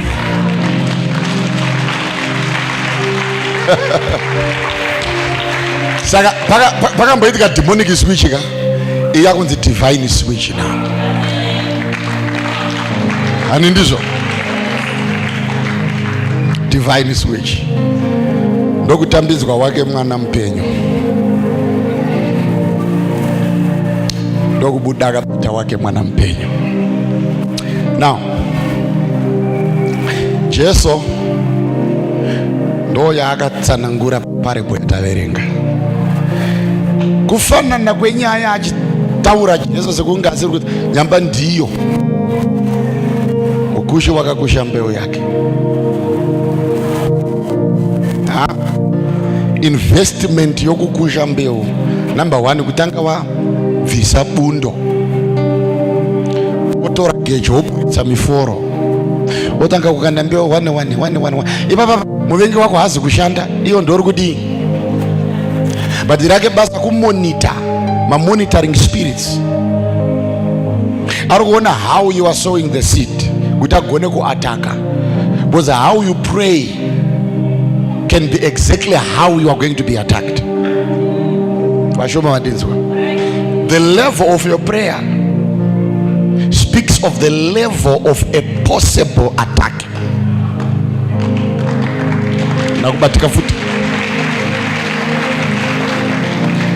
So you don't engage in prayer if you cannot discern the possibility of the engagement of the attack.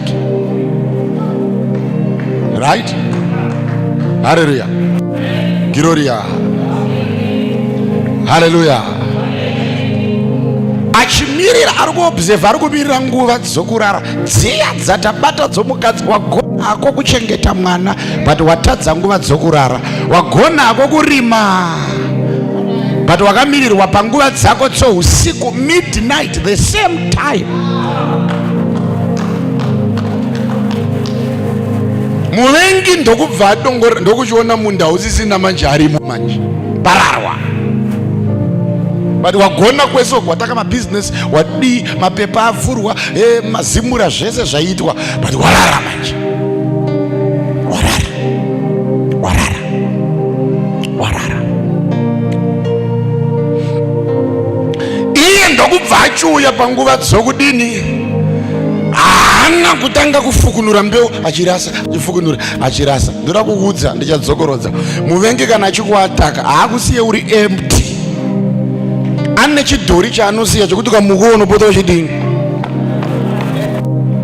chikochekozo otodzoka topa testimony yemwana akafa. Ndakutenda Mwari, nyamba mwana akafa, haasi kufukunura, but ari kunonodyara imwe mbeu. Demonic switch. Ndokutevera gomba rimwe nerimwe rine mbeu yakanaka, achidyara sora, mbeu yakanaka, chidyara sora, yakanaka, chidyara sora. Ndobva apedza basa zvake, ndobva anorara, ndobva aziva kuti ina handifani kupota ndichikuza mbeu yangu yakaipa, ndaidyara in the same field ine mbeu yakanaka. Saka chichakudza mbeu yakanaka ndo chichakudza kuti mbeu yakadini. Ndirautaura zvavasati wambonzwa. The same anointing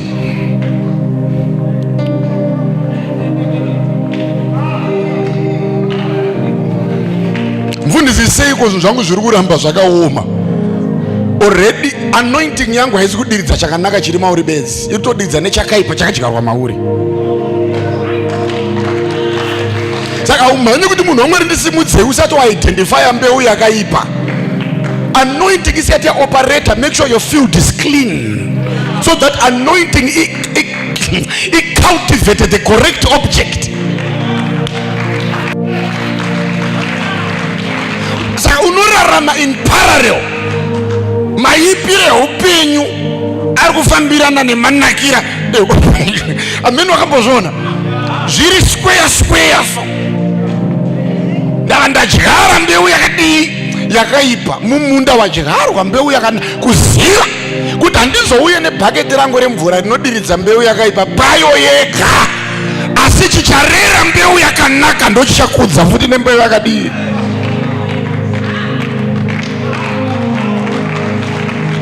Chembere dziri kupopeda mururuma kuti kudikwe, uri kuti kudikwe. Unotamba neanointing, ikakugara anointing iso ndopa kunyatsoona beauty yomukadzi asiri wako. Why? Nekuti anointing iri detailed. Saka unofanira kutobviswa mbeu yelast kuti anointing ifocus pachinhu kwacho. Ukaipiwa uchine rushiva, vanobva vanyanya kunaka. Zvive zvako zvinozanyanya kunaka, zvihure zvimahure zvinozanyatsa kukwenenzvereka. Ubata chiuno kuti imi chinguri ndaimpatwa nomurando waMwari, madiri andiri kuita vakadzi. What is wrong? Nambisirwa you are wrong, because the same anointing iri kukudza chakanaka, iri kukudza kuti chakadii. Makaone patakadya chidyo panapa paPassover, muparidzi akauya akati, this tisati tadya reurura kuti zvakaipa zviri mauri zvirege kubatana nechine chakanaka chakuuya, nekuti tikasareurura tiri kuzvidyira kutukwa. Aiti kudii? Ari kuti anointing yatakukupai iri powerful. Ukaidya une chakaipa, chakaipa chinokura kudarika chakanaka. Paungadaiwa kuharvesta blessing. Wakuona makesi ndo ari kuwanda minzwa bedzi namasora, but wakadyara mbeu yakanaka. Satani akachenjera. Ndiwo Mwari wakamuziva rini? Pamwe wakatendeka last year ndipo wakataka kuziva Mwari ka. Wakambobvunza Satani akamuziva rini Mwari wawakaziva last year? Wakamuziva rini? Wakambobvunza? Wakambozvibvunza kuti Satani ndo chisikwa chekutanga Mwari vachinzwa ndakuda kusika zvisikwa vakatanga nemakerubi. One kerubi racho ndi Satani. Saka he is ancient. Akaona hondo dzese ana Napoleon anovaziva. Iwa umuziva ka? Napoleon chaiye anomuziva. Anokuziva kuti anga ari mupfupi yakadai so abhurura ndova Hitler chaiye aichandaye Satani. Ndinomuziva sana. But iwe hautozivi mufundisi wako ndiri pano inini. Haundizive iwewe. Unofamba kunza ndomuziva pari kuti ava ndo anondiziva mai avacheta. Ukanzwa amai vakati futi ndovaziva vaterere mumwe wese ari kunyepa kuna anondiziva pano. Sambomuterera handivaziva anonyepa handizive. But ukanzwa uyu mukadzi akati ndovaziva baba akutaura mutererei. Saka Satani chakwegura. Saka matirikisi ake shamwari yangu tenda Mwari unamufundisa anopota chaafumura. Ane mazano Satani. Aunonzwa Bible yakuti the wiles of the devil. Anoziva kuti apa ndina need kumbopota ndichifuridzira. Achazvifuridzira ega. Chedu ngatidyarei bedzi, the power of sitting. Zvamunoona tichikudzidzisai dyarayi. Sitting ine power. Ukadyara mumunhu anonamata watonamatawo. Sitting. Nekuti mbeu yako icharerwa nevhura. Hapana zvamuri kubata mhani inini. Ndosaka chinoti mudyari anobudirira kupfuura munamati pakuaccessa material things. Munamati anoaccessa spiritual things. Kumutiridza ndimi kuti gobo gibaba katatu bedzi munonzwa bvudzi kumerera but ane bhutsu yakaboka. But kuita wekuti mukamuti namatai munorara hope but akapaka lambo panza. Vese vaita results akasiyana depending nearea yavari kuspecialize.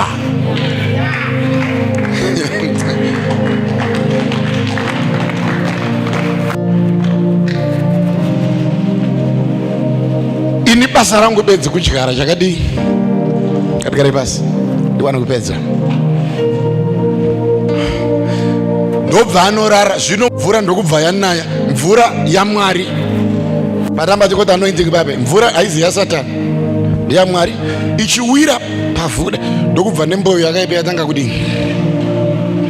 Babe ndoba inoti zvino muridzi wemunda zuva rakati arikane mwenda kufamu kwangu ndokupinda murendi rovha yake ndokuenda kufamu achipaka motikari kuti aione imi handina kudyara kasora here. Zvino ndokubva vadyari navashandi vamhanya kwaari vakati muri kuona here zvatiri kuona pano. Zvikanzi no man, something is wrong here. Ndo vadyari vauya vakati ishe muri kuona here kuti pa tsoka yega yembeu yakanaka pari kumera bundo. Zviri kusaka vaakredite basa rebundo kuna Satani kuona systematic yacho. Zviri systematic, zviri targeted. Zvaunyanzonoti mbeu bundo indava vese vari kunamata vane nhamo zviri systematic. Pawanzwa prayer paita kakuremara, pawanzwa prayer paita kahurombe, pawanzwa prayer paita zvakarongeka. Mbeu bundo vakati ndokubva muridzi wemunda anyaradza vashandi vakati chinyararai ndaibatanya zvikati chii zvikanzi hakuna mumwe muvengi. Uverenge 28 verse Matthew chapter 13. Ndakuziva kuti muvengi. Why? Because kurongeka kwema-attacks unotozviziva kuti mwedzi ukadai pane chakadai chinoitika, gore rakadai pane chakadai, pane kakurongeka kwezvibhakera zvasatani dzauri kurwa nadzo nhamo nhasi. Mubereki wako akadzitadza ende aizi mhosva yake futi airwiswawo. Kochiita mubereki akabereka mubereki womubereki nomubereki hamheno kusvikira kuna Adhamu ikoko. Vese vairohwa nehwane bedzi type dzehondo. Hakuna mamarriage aimira, hakuna vana vaiwirirana, hakuna chii chaigara, hakuna chichi kusvikira wazomira ndiwe kuziva kuti this is not no. Hakuna mumwe muvengi. 28 Matthew chapter 13. Hakuna mumwe. The enemy has done this. Hakuna mumwe. Mabasa emuvenga.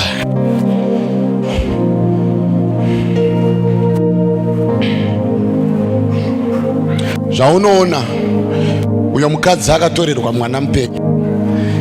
Bhaibheri rinoti iye ndiye waitsanangura, anoti zvino nenguva dzapakati peusiku uyo mambo aitaura ndiani akatorerwa mwana.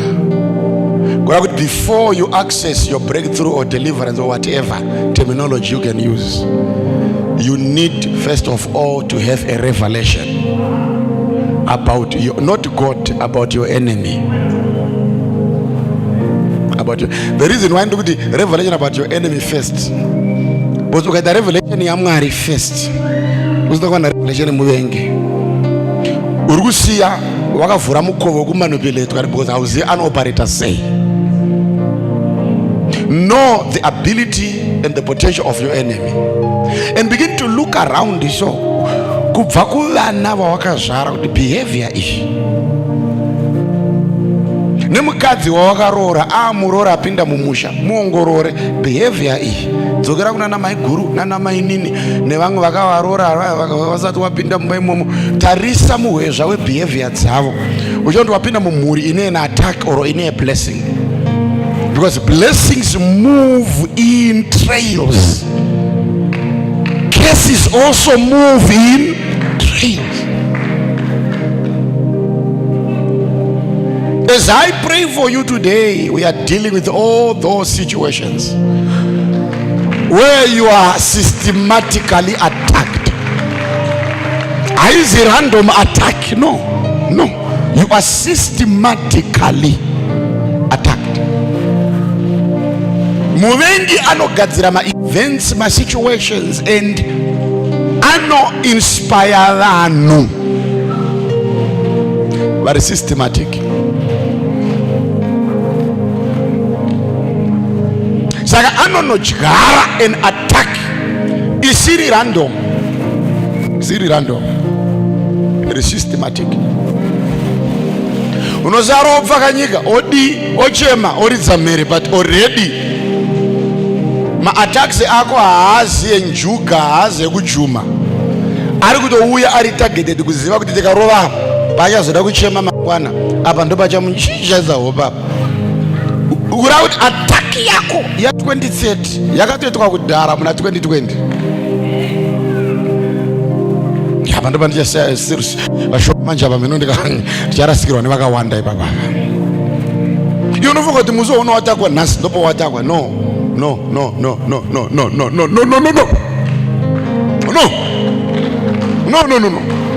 Attack egore rinouya iri kutorongwa nhasi kahunge yakatoitika kare. Paunosaraona mwana arwara chicha ya manifestation wakarohwa kare. Ndachakatanga kudyarwa imbeu harisi bundo, imbeu vakazara pomera mbeu. Usafunga kuti ndo musi waatakwa mundaka ukata kumana muvengi hanga muda ataka kudai uchiona bundo ramerana. Haizi nauye bundo nhasi, inauye mbeu yakadyarwa 3 months ago. Vana kurwara kwesoka haizi atake ya nhasi. Ongorora mushe zvese kushaya mabasa zvinhu kumjomba kudii. Pane day rawaka either 4 years ago 3 years ago wakanyanya kurara. Namudza kurwa nadzo dzese dzako idzi, tiri kurwa ne one sleeping night yamanifesta zvese zvatoda kudzinga nhasi. Hauzi kufara futi pati kuda kuzvidzinga, unongo unozvidawo iwe, unozvidawo zvokumusha kweko. Nhasi hatizi kudhila nekanhu kauri kuti mufundisi nezuro chai ndakarota ndikafemereka. Kufemereka kwako kwanezuro kuwobva hakuzi kwanezuro. Mbeu yakadyarwa iwe hauna kuiona payakadyarwa. Ndawangoka it was midnight, wangu wakarara kadyarwa but wakureacta mukumera kwayo. But we want an advanced anointing today, whereby God must reveal to us even the day that the enemy kwete paanodyara paari kufunga kuda kumana ndine checherini andina ndine checherini paari kufunga kuda ndasatani paakarohwa ndare naJehovha ari kudenga afunga kumukira Mwari.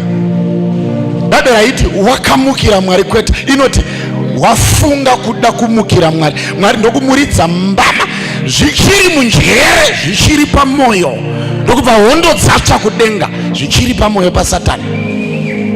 Asati azvimanifesta akaona denga rasviba, Mikaeri akabata pfumo reshoko achibheja kuti iwe hauzvigone zvauri kufunga, kwete zvawaita, zvauri kufunga, zvauri kufunga. Handisi kunzwika, kwete zvauri kufunga iwewe hazvibudirire nezita raJesu. Iwe unomirira kuti mwana adziye miri ndopaunotsvaga profeti. Iri ndakuda kukupa anointing iri better than that. Unoirota nyaya iyi isati yazadziswa, unoibata nawo wega mumakuhwa. Hameno kwauchaibatira ikoko, asi unoibata chete. Vanosara vonyawaira kuda kupinda pamusha wako. Already you will have caught it by the power of the Spirit of the Almighty God, in the name of Jesus. Adambokunamatira iwo nhasikana, hakuna ani Mwari akatondudza akati chimbovapa pawa vanhu vamboziva rimwe rutivi rwako kuti uneni mwanangu, ndinewe, uneni, ndinewe, uneni. And I want to prove to you today that money is not physical. Money is a product of spiritual liberty. Liberty.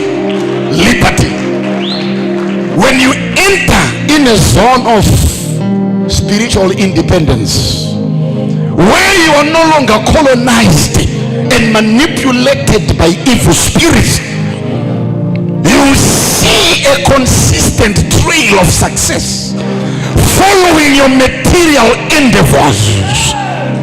Hauna chaunobata chinoramba kana tagona kudhila nechatoda kudhila nacho nhasi. Ndoda kuti mugadzirire mese ipapa ndapano pari kutsvuka moto manje pana. Anda kunzwa ndati pari kutsvuka moto manje pana. Chinonzi mbereko kuchishaya tina Mwari ane simba nekuda kwemuvengi akadyara mbeu yakaipa. Iri ndamira panapa kandabata microphone nezita raJesu, ndozvandikuda kukubhejera kuti uzive izvizvo kuti hakuna mukadzi anofanira kurarama asino mwana waanoyamwisa. Kutoshaya mwana kuda hunge usingamude, kana wakumuda ndiri pano. Ini mume yaJehovha ndati ndiri arikari mbenda kusaipo andizonzwa pawa mhano vari kuda muri kurizwa here. Kana wakumuda ndiri pano, ndiri nhume yaMwari. Unombata mwana wauri kuda nejenda yauri kuda iyoyo.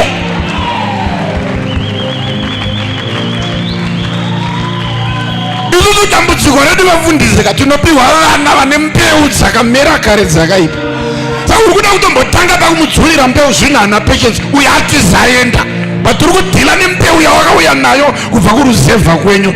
Dzikama timboshanda nezvawakabva nazvo kumba kwenyu uko. Handina kukupa mhepo dzauinadzo wakauya nadzo wega.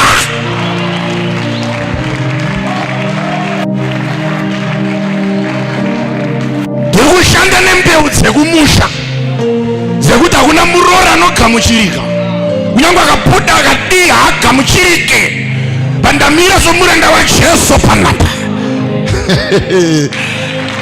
Ini handisi kuda kudzura. Ndaisa hatite zvokudzura. Variko vanodzura. Ini handidzure. Ini ndinopa. I give. Bhaibheri inoti Peter, Mabasa vaApostora chapter 3, chirema chakagonya kudai chiri pagedhi rakanaka. Zvinonzi chakavatarisa chikati zvichida ndingapiwe mari. Chaona mhando yesutu yakapfekwa naPeter. Peter akataurwa isina uye masutu bhururu. Zvinonzi look unto us. Haana kuti look to Jesus. Look unto us. Uiverenge isa paionekwa. Haana kuti look to Jesus. Akati look unto us. Why nekuti unosoro utarisa denga. Jesu haako kudenga, uri mandiri. Peter ndokubva kuti such as I have give I to thee. Haana kuti ndinodzura zvisinga zvakagonyesa tsafu, ndinodzura. Aiwa, haisi nhau yokudzura, nhau yokupa. Ndinokupa mwana mukomana. Ndinokupa ka double story. Ndinokupa penzi shimufu. Ndinokupa mukomana anorora. Ndinokupa murume achakuda kudarika vabereki vako. Aiwa, checha izi kufara.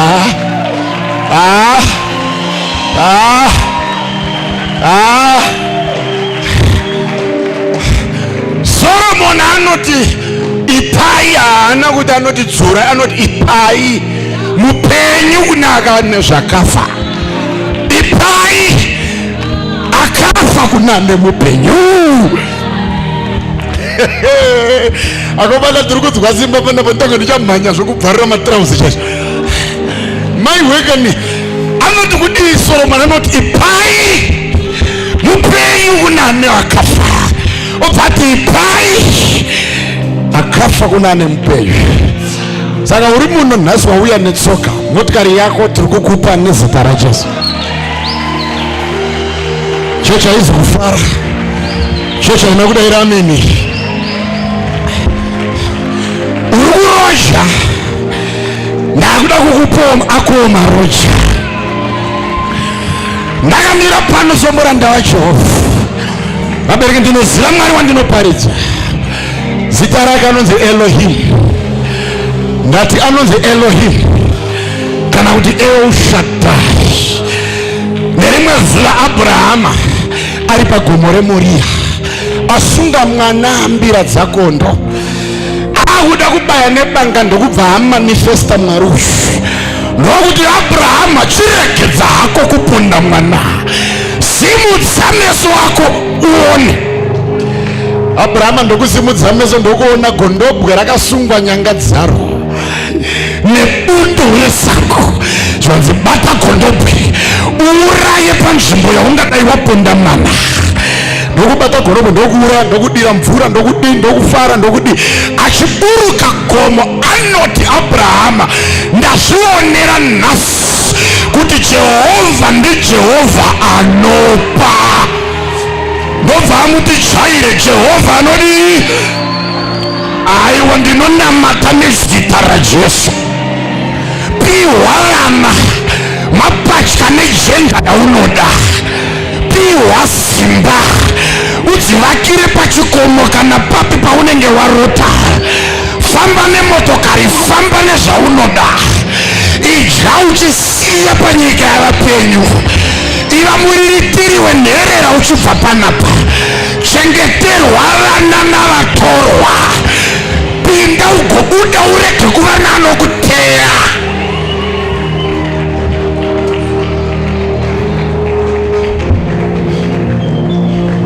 Ndare dzava hadzishandi. Kunyange vakazama kuda kupinga udone. Aiwa, ndata udone, handisi kunzika ndata udone. Audone. Udone. Iwe nduthi ke ndata udone. Awudone. Vanochera makomba.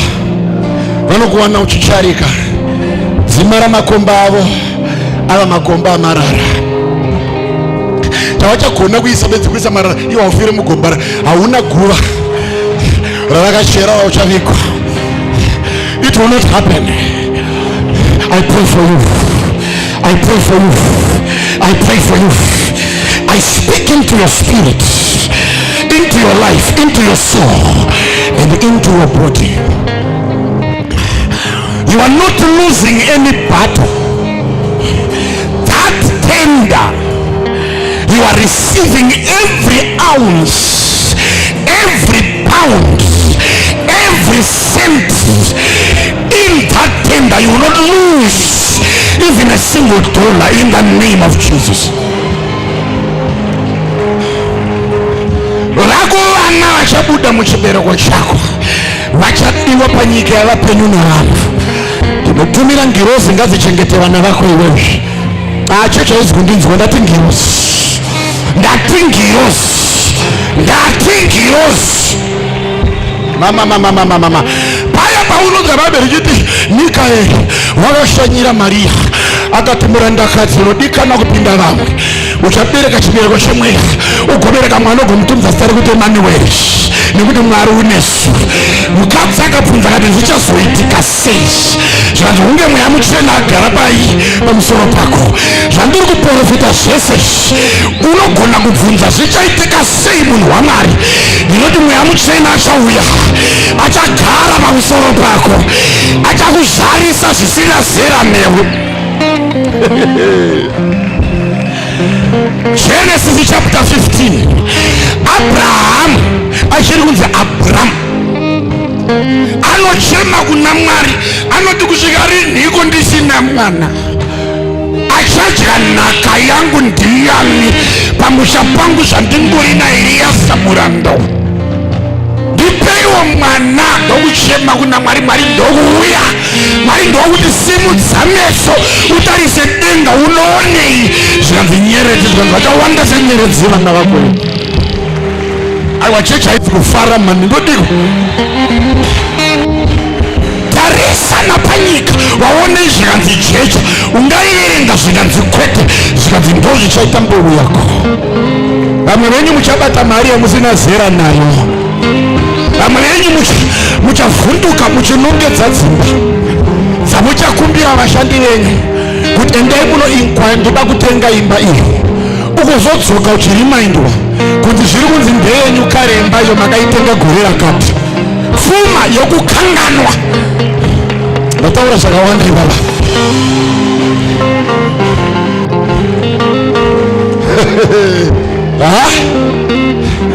Mwari ndokumudza zvikanzi vachawanda senyeredzi vachawanda sejecha. Pandinofara nekuda kwaAbhurahamu. Abraham ndo paanobva abvunza Mwari anoti ndinoda kuziva Mwari kuti zvichaitika sei zvekuti ndichaita vana vakawanda kudai. Zvichaitika sei? Ndomubvunza nemumwe munhu muno takupedza kuparidza. Mvundisi zvichaitika sei? Kumba kwedu munokuzivai, nhamo yedu munoiziva, zvinorwa nesu dai maiziva nhairapa uma. Asi mukandiudza bedzi kuti zvichaitika sei pada ndingafare. Are you listening to me? Zvikanzi naMwari tora shiri ine makore 3, tora gondobwe rine makore 3, tora mbudzi ine makore 3 negotora rine makore 3, motora njiva ine makore 3 nehangaiwa zvibvarure uzvitambanudze miviri yazvo uzvirereke. Ndobva azvibvarura ndokubva azvitambanudza. Pandiri kuda ndepapapa zvinonzi asi magora akati ouya achida kudya. Zvinonzi Abrahamu waipota achipuma magora kuti aregedze kudya pakatakura ramangwana rake. Izvozvo ndozvandakuda kuti ubve pano uine skill ability yekusarara sezvakaita muridzi wemunda nezvakaita mukadzi. Abrahama haana kunyangwe rima rakawanda haana kurara. Unonzi waipuma magora, waipuma madhimoni, waipuma masatanisi, waipuma vese vaida kurwa naye. ini ndiri kuti kunyange ukatadza kupfuma fara wakapiwa muprofita, ndinokupfumira on your behalf, ndinokupfumira handisi kunzwika, ndinopfuma on your behalf, ndinokurwira muzita raJesu.